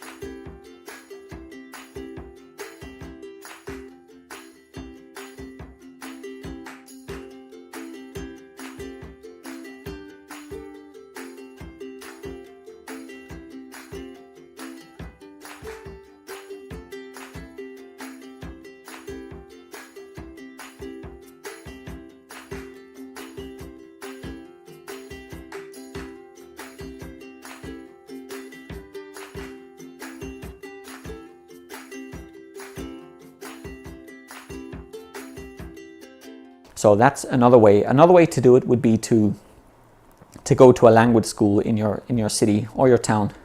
But the only problem there is that you'll probably have, maybe 7 or 8 other students in the class with you, and there's very little time to actually practice speaking. So to be honest, that's not the best option in the world for me. It could be a good place to study the language and study a little bit of grammar, but when it comes to speaking fluency, it's not great for me. What could be good is if you found an English teacher, a native speaking English teacher in your city or your town, and if they came to your home, once a week or twice a week, or if you went to a cafe, you could have lessons, and then you could try and speak for an hour, and you could practice your speaking fluency that way.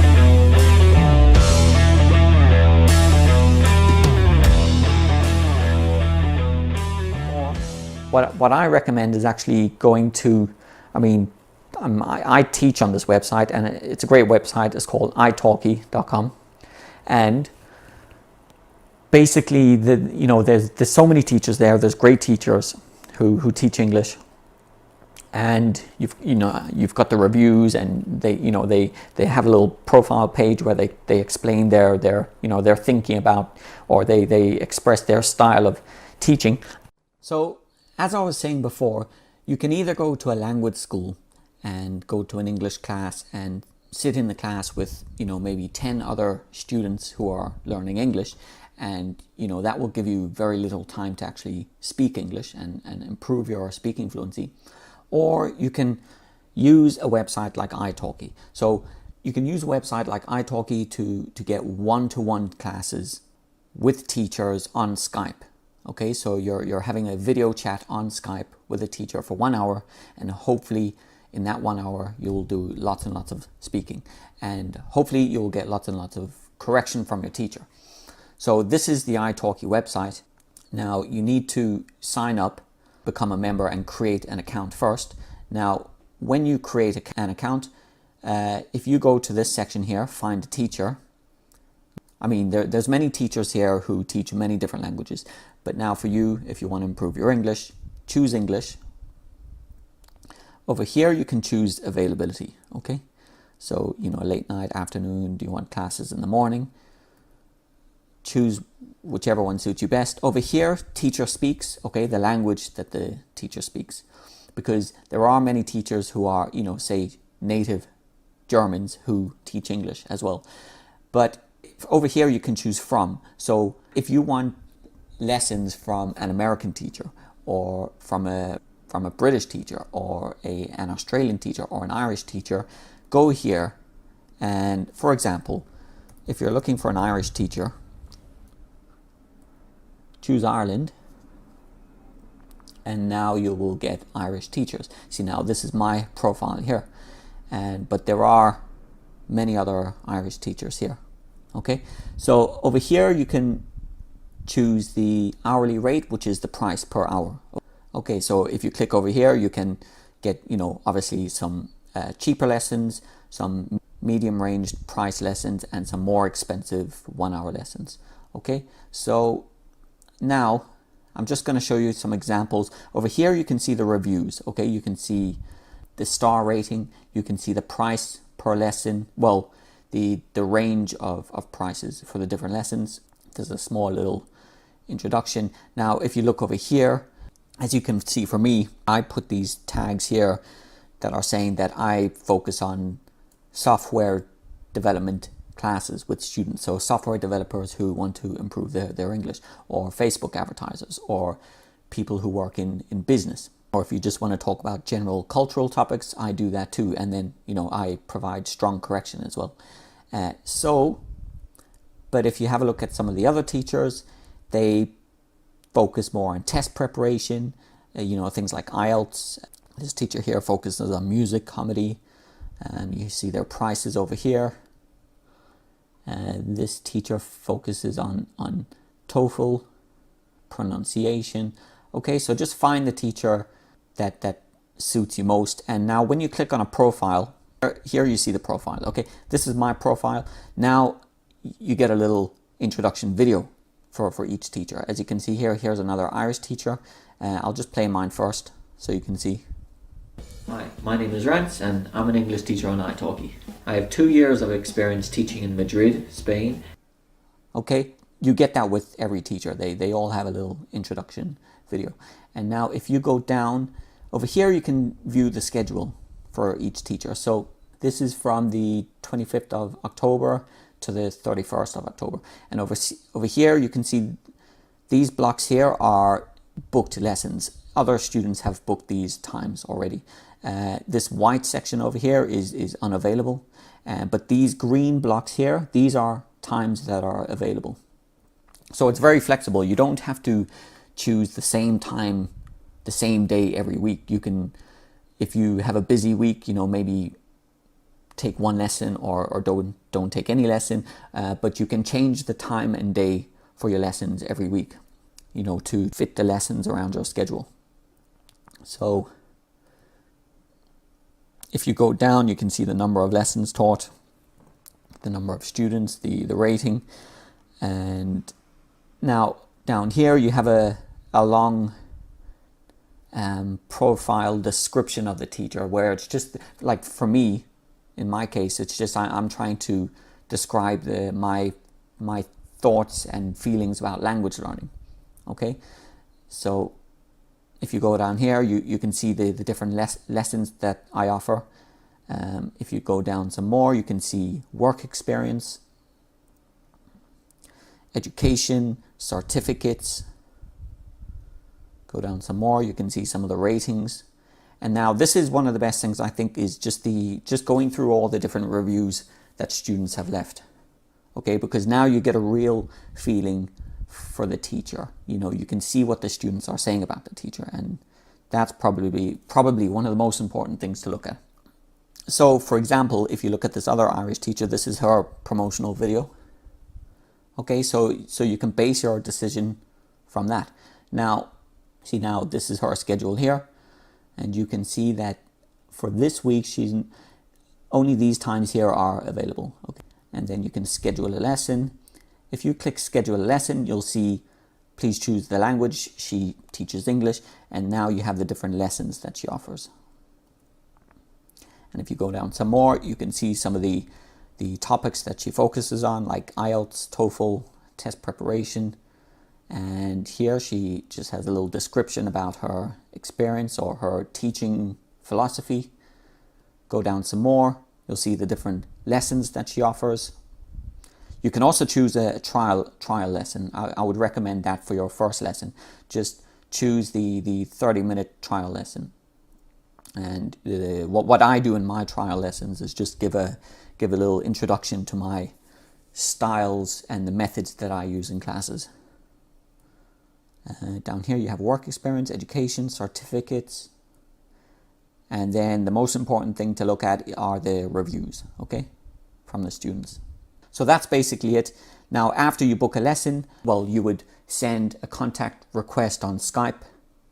The teacher would accept. What I do is I send material to students on Skype.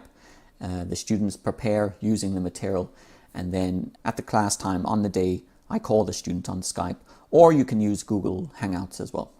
But that's basically it. You just do your lesson on Skype or Google Hangouts. You finish your lesson, and then you come back to italki and you confirm that the lesson is finished. But to book a lesson, you need to top up your account with credit. Okay, you need to use your debit card, or I think maybe you can use PayPal, but you need to add credit to your account to book lessons. But this is one of the cheapest ways to take lessons, and one-to-one lessons. You have many different teachers to choose from, and it's very, very flexible, because if you go to a language school, generally you have to go every Wednesday at 5 p.m, for example. So it's not really that flexible, where with italki, as you can see with the schedule, you can choose any time that is available. Okay? And now, it's totally flexible. So you can really book classes around your schedule. Okay, and there's no traveling to a language school or anything like that. You just need your laptop and Skype, and you can, it can be really flexible with your schedule and book classes and hopefully do a lot of speaking with your teacher.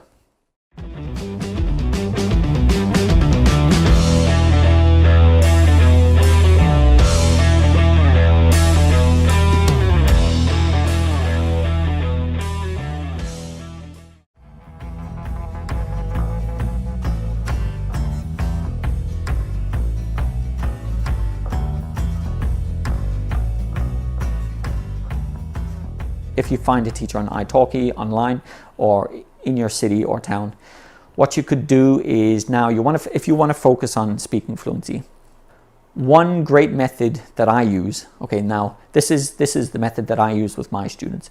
So if I get a student, every lesson is based on a topic. Now, some students want to focus on career topics, other students want to focus on general cultural topics. Learn about history or learn about the culture of Europe or learn about anything general, so, food or travel or health or anything like that. And now if the student wants to focus on a career topic, it would be something about, engineering or law or IT, and then we would just find specific topics. If it's IT, let's talk about HTML or, coding in certain languages. So my job then is to find material for the student, and that could be articles or it could be videos, documentaries. So for me, the way that I do it is homework is always before the class. It's preparing for the class.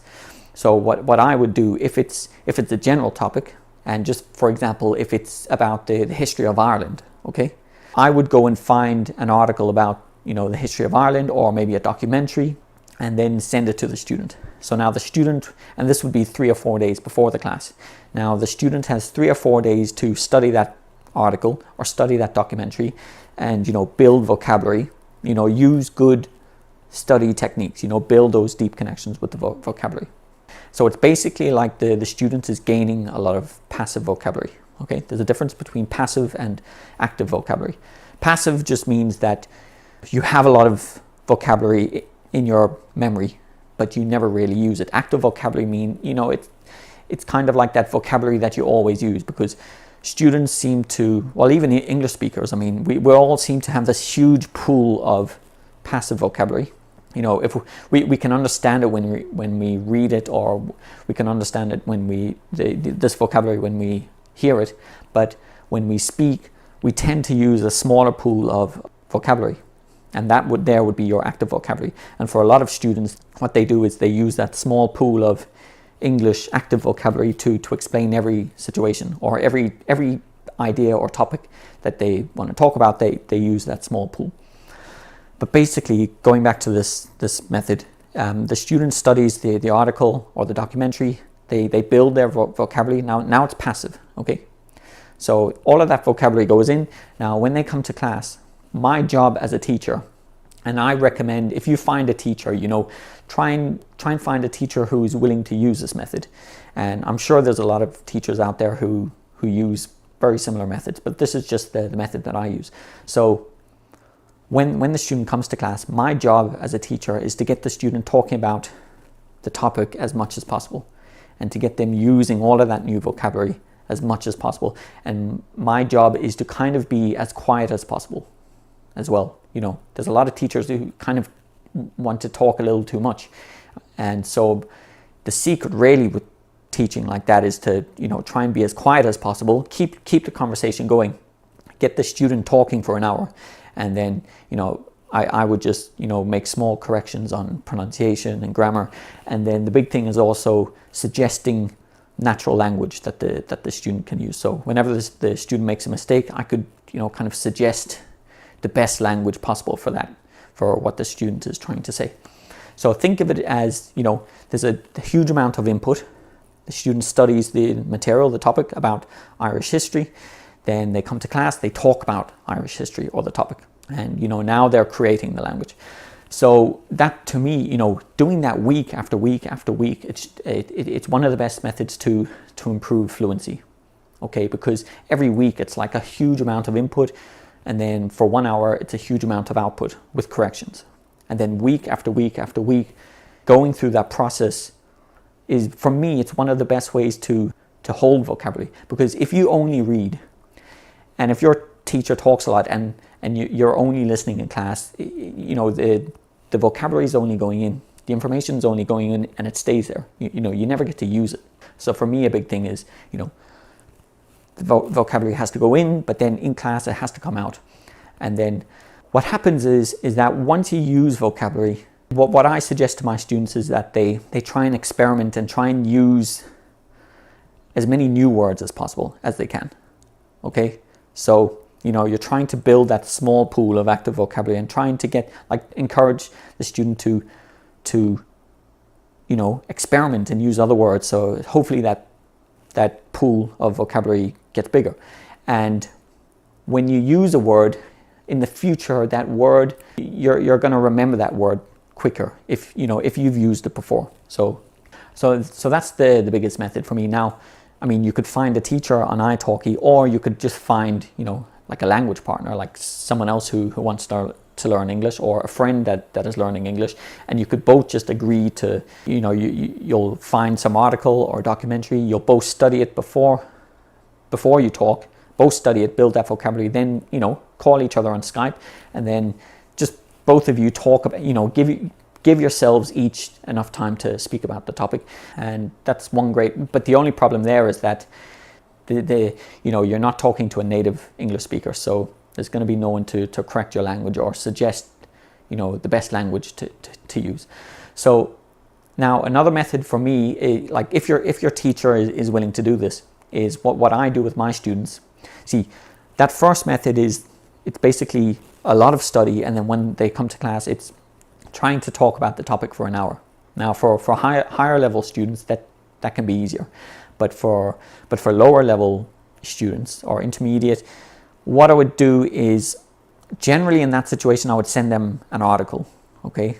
And then, you know, they would study the article in the same way, you know, creating those strong connections with vocabulary and really creating those mental representations, really understanding the topic as much as they can. And normally what I suggest is that they try and do extra research if they have the time, but if they don't, it's okay, just study the article.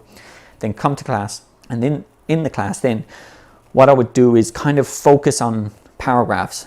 So it's not talking about the topic for an hour. It's kind of like, if the student wants to focus on, you know, if one of their goals is to improve their listening fluency, what I would do is just read the paragraph for them, and then just get them to listen to me reading that paragraph. And then for them, it would be listening comprehension. It's a listening comprehension exercise. So I would read the paragraph, they would sit back and listen to it, understand the story, and then after the paragraph, I would ask them questions about the paragraph.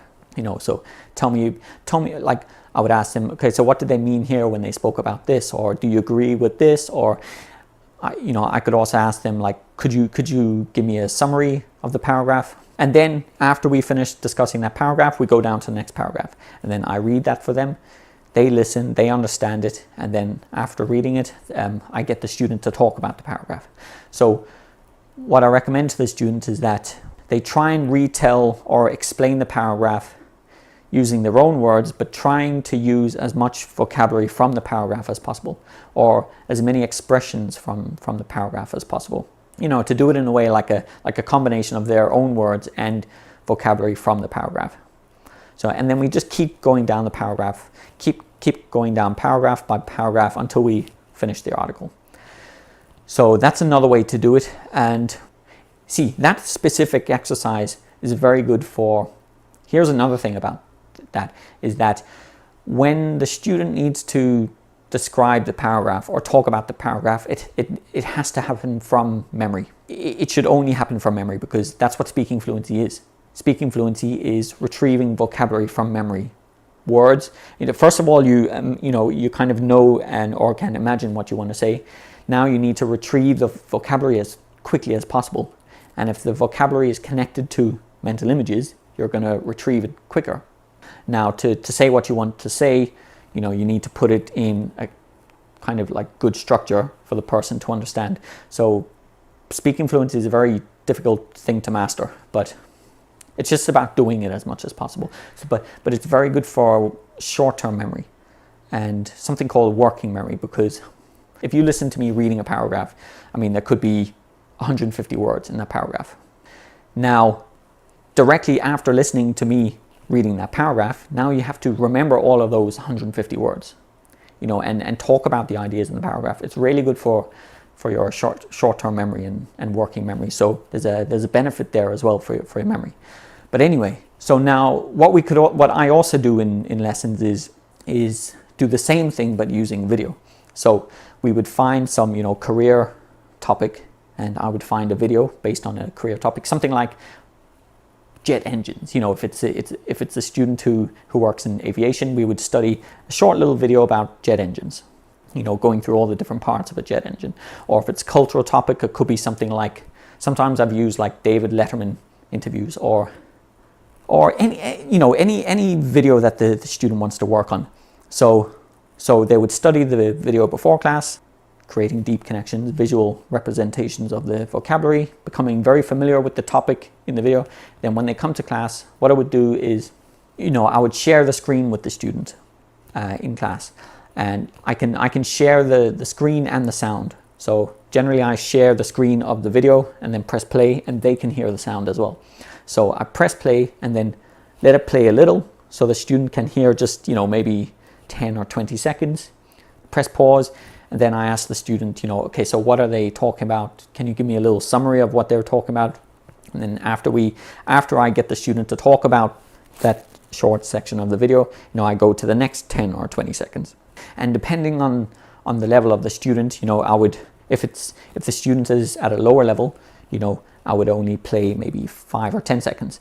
If the student is at a higher level, I could play 30 seconds or a minute, or, you know, even 2 minutes. And then after 2 minutes, we would have a discussion about the 2 minutes. So, and that there is focusing on short-term memory as well, or working memory. And then it's kind of like all of that vocabulary is going in, and then you have to talk about it, so the vocabulary comes out. So to me, that is speaking fluency. It's kind of like input, output, input, output. The first method is large scale input, output. You know, it's study a full article and then come to class and for 1 hour, talk about the article for 1 hour. And then there's short scale input, where it's, you know, read a paragraph, talk about it, read a paragraph, talk about it. You know, it's short input, short output, short input, short output.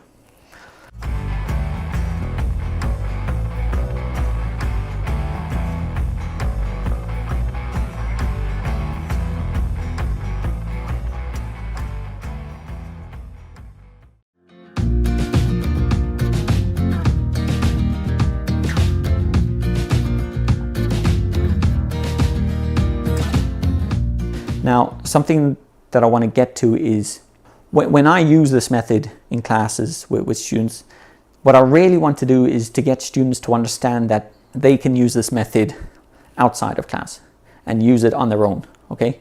When they're home alone, they can use these methods as well.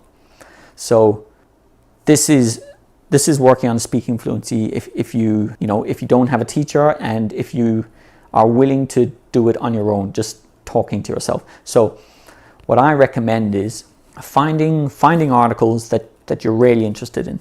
If you work in IT or in engineering or law, or, you know, whatever career you work in. Now, if you want speaking fluency, and if you want to focus on technical speaking fluency, find that material. Okay, so if you work in IT, find an article about the Internet of Things, you know, IoT, or find something about artificial intelligence, or find something about coding languages, or whatever you want to talk about, or whatever you want to focus on. Find an article about it, and then depending on your level, if you're at a low level, read a little bit, understand it, talk about it. But if you know, at the higher levels, maybe read a few sentences, understand it, then try and talk about it. But at the very high level, you could read the full article, you know, really understand the article. Now focus on good quality input. So read the article, create those deep connections, really see the picture of what the article is trying to say, and then turn away from the article and then, think about the article to yourself, or, speak, summarize the article for yourself. Just sit there. Okay, what is this article talking about? Like, do I agree with these ideas in the article? What about these ideas? Give your summary, or go through it chronologically as well. Go from the top and go through every point in a very systematic way if you want. But that's basically it. Now you could do that for videos as well. You could find documentaries, or you could find short videos, listen to a little bit. This is all done by yourself. This is speaking fluency done by yourself.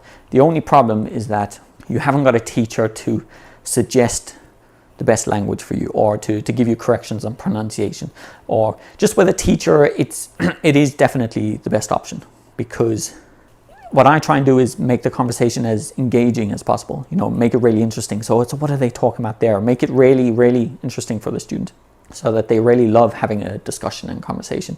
So teacher is definitely the best way to do it, to focus on speaking fluency. But it can be done on your own. I would say do a combination of it. Definitely try and find a teacher who you can do a lot of speaking fluency with. But when you're not having class with your teacher, focus on that input-output method. It's kind of like reading, understanding, and then speaking about it. It's input-output. Focus on that a lot.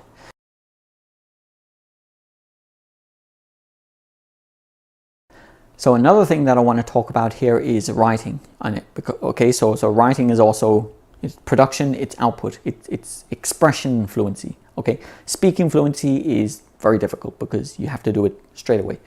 Now with writing, you have more time, so it's a little easier. So I always tell students to, focus more on speaking fluency, and then your writing fluency will follow, because you have more time. So, but if you want to focus on writing fluency especially, what you could do is use the exact same method. So find content, find an article that you're interested in that has great vocabulary.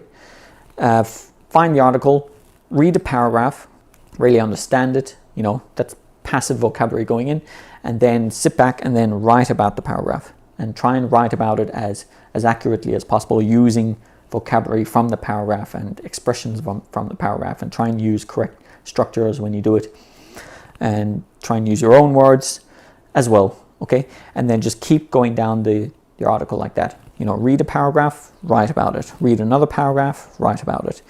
Or if you're at a lower level, read one or two sentences and then write about them. It's not exactly read, repeat. It's read and express. Trying to use the same vocabulary so that you keep that vocabulary. And now at the higher levels, you could read a full article and then sit down and try and rewrite the article from memory. It has to be from memory. So, I mean, you can quickly look at the article to remember the ideas, but most of it needs to be from memory.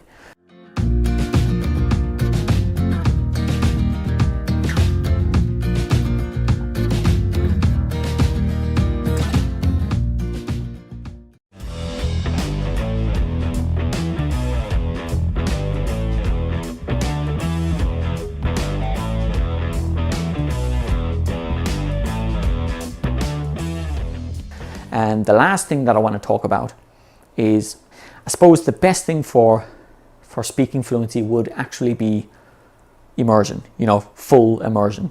If you're Spanish, or if you're Chinese, or if you're Japanese, or if you're Brazilian, and I mean, if you move to London or somewhere in the UK, or if you move to Dublin or somewhere in Ireland, or if you move to America, living in an English-speaking city or town, to me, that would be the best method to use, because it's kind of like desperation, and then you would be desperate to communicate with people. You would be forced to only read in English, only listen in English, and only speaking English. And then what happens then is that you would probably start thinking in English as well.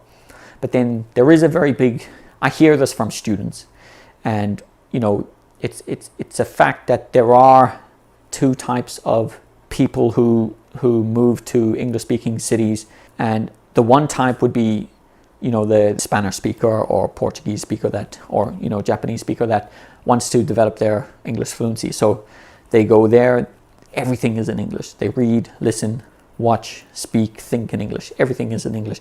But then there are other students who, if it's Brazilian and, Portuguese speaking, if they move to the UK, maybe they create a little bubble of, Brazilian friends around them, or, they create a little Brazilian world around themselves in the English speaking country. So, maybe they're living in the UK or Ireland, and they still watch Brazilian news, they still read Brazilian newspapers online, or they still, watch Brazilian TV shows, and then with their friends, they're speaking Brazilian. So that's one thing. It's easy to recommend that people don't do that, but I think it's quite difficult because for a lot of students, it might feel like they're abandoning their culture or their identity in a way.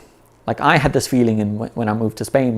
When I moved to Spain, it felt difficult, like totally just doing everything in Spanish. I felt like I was kind of losing my Irishness, my culture's identity. So it's easy for me to talk about this. Like it's very difficult to do, but I definitely recommend trying not to create a bubble around you in your first language. If you move to an English speaking country, try and fully just let go and just read everything in English. Watch, listen to everything in English, create those deep connections with vocabulary, and try and speak with everyone in English. Try and make English speaking friends, and try and start thinking in English too, because that is the complete method. To me, that's the best method that there is.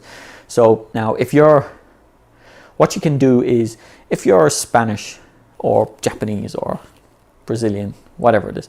Now, if you're living in your country, if you're Spanish and you're living in Spain, this is kind of the opposite situation.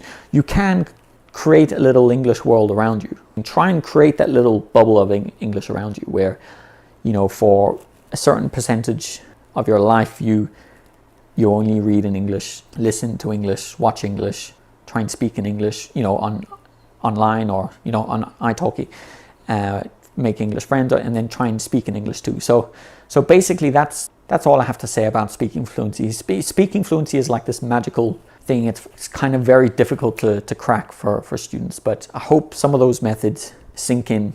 I hope you really realize that some of those methods do help, because I have had some students come back to me, like I would recommend these methods to some students, and then they would come back to me and say, yeah, like the method really worked, if they really focus on them correctly. So that's all I have to say about speaking fluency. The biggest thing is kind of like get on the bike, actually try and ride the bicycle, okay?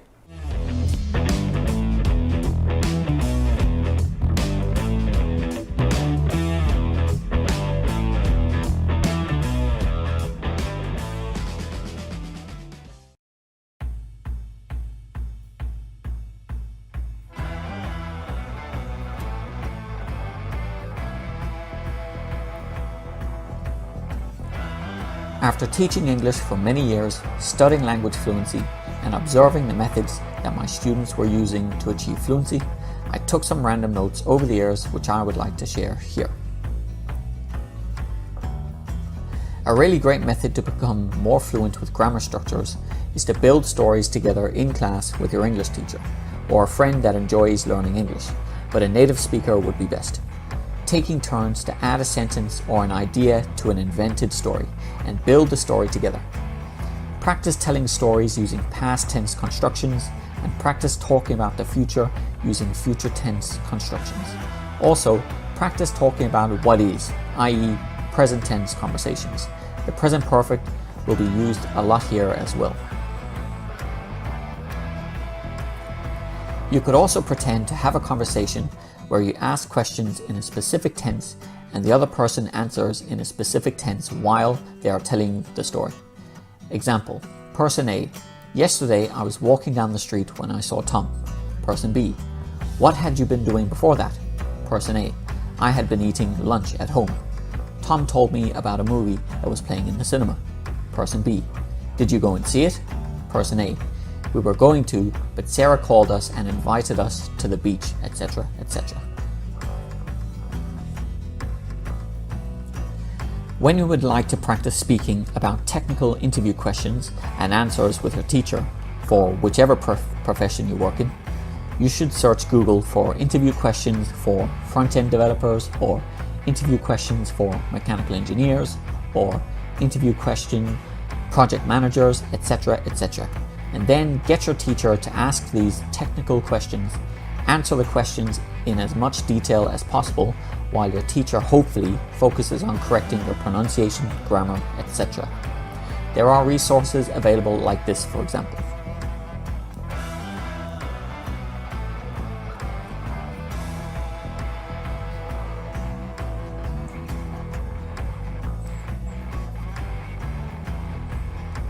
Higher level English learners generally have a large amount of vocabulary, structures, patterns, and knowledge about topics in English in their minds. But every learner also has a pile of mistakes inside their mind.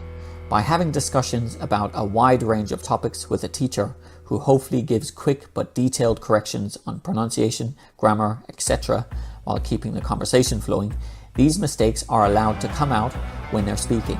And the teacher's job should be to keep correcting and pointing out these mistakes until the pile of mistakes becomes smaller and smaller.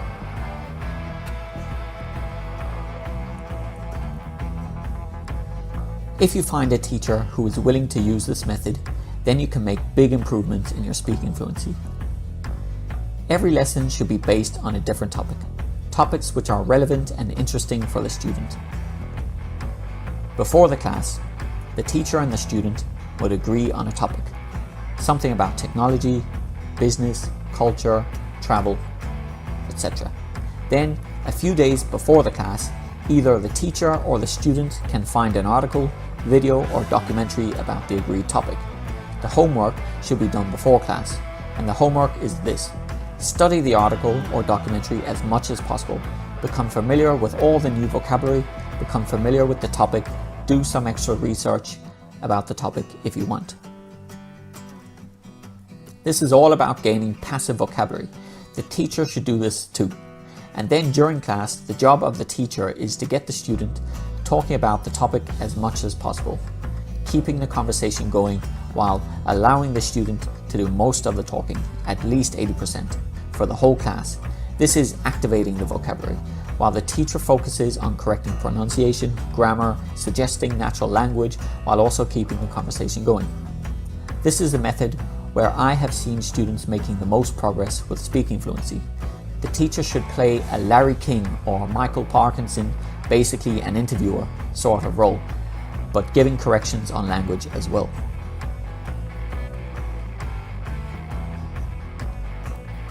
In lessons with your teacher, just focus on having discussions about interesting topics like American cinema, cultures around the world, business, investing, the latest technology, history, travel, food, etc., etc., holding fascinating debates on a wide variety of the most interesting topics that you can find. Learn about the world through English. Another active output activity that students can do at home is imagining themselves in different situations and then going through the conversations in their minds. Imagine themselves at the hairdresser, boarding a plane, buying a ticket for a music concert, etc. It helps them to spot gaps in their language.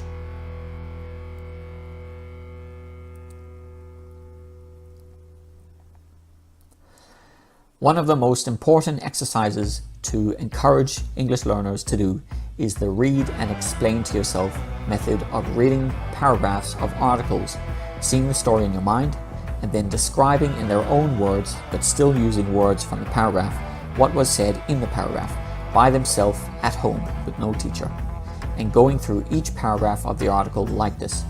It's speaking practice outside of class for free, and they get the chance to use all of the new vocabulary that they have read about. It's just a constant process of receiving passive vocabulary, then activating the vocabulary over and over again, paragraph by paragraph. They also get to practice structures and expressions that they find, and it improves their short-term working memory. It's hard, it might be boring, and there's no feedback from a teacher, but it could be the thing that improves your speaking fluency the most. I had a few students who made big progress with this method. In lessons with your teacher, it could be useful to read a paragraph of an article together during class, working together to understand vocabulary, meaning of expressions, phrasal verbs, etc. And then after doing this, The student can try and recall from memory, not looking at the page, and explain all of the different ideas from the paragraph in their own words, but also using vocabulary and expressions from the paragraph while the teacher helps the student along by mentioning ideas from the paragraph, and then just working through the whole article in this way with the teacher.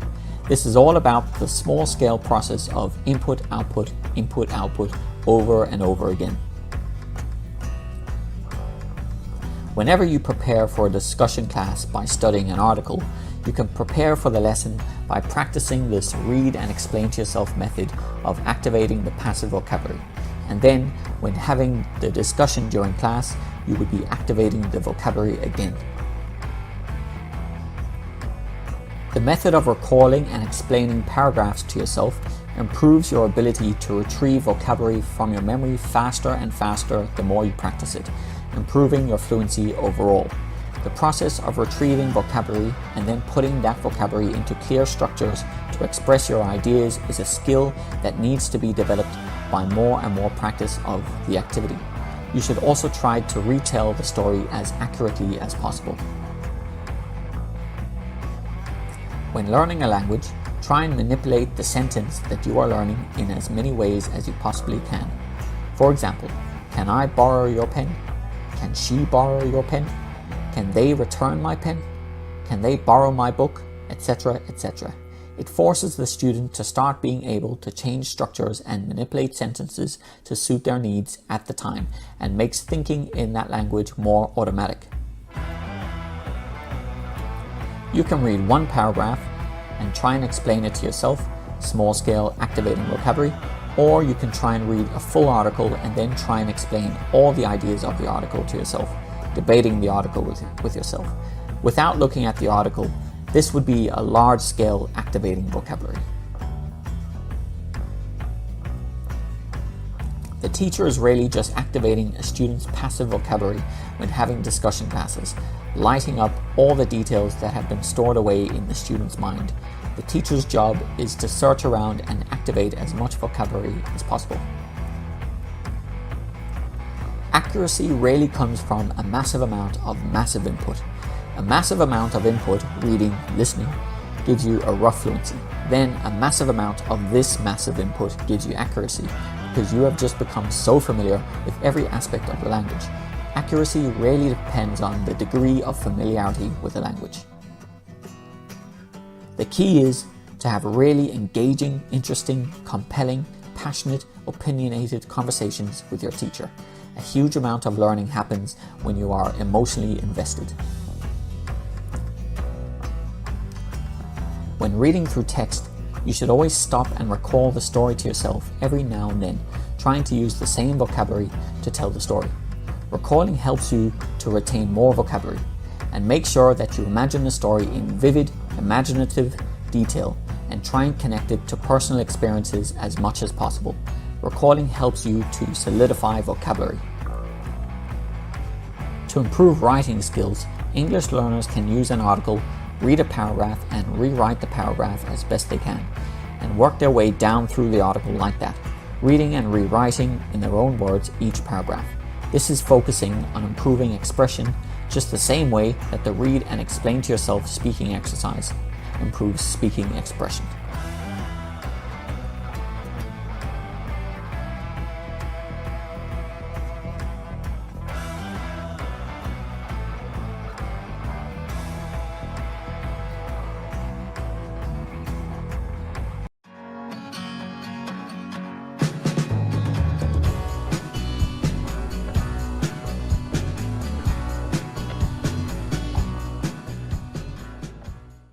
So thanks very much for taking this course. I really do hope that these are practical methods that you can use. You know, I want them to be like tools, like so that you can kind of pick the tool up and then use it for a little bit, and then hopefully after using that tool, your understanding of how to become fluent will be better, and then hopefully you will actually be fluent. So all of these tools and methods and techniques that I suggest, I've been teaching a lot of students. I've seen what they've done. I've read a lot of books by people who study language methods, and I've tried to get all of the best methods into, or my own think about methods and techniques into this course.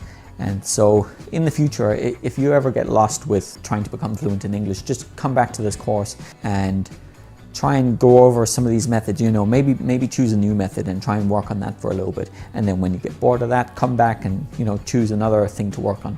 So thanks very much. And I really do hope that these methods work and that you become more fluent and you get to where you want to go with English. So thanks very much.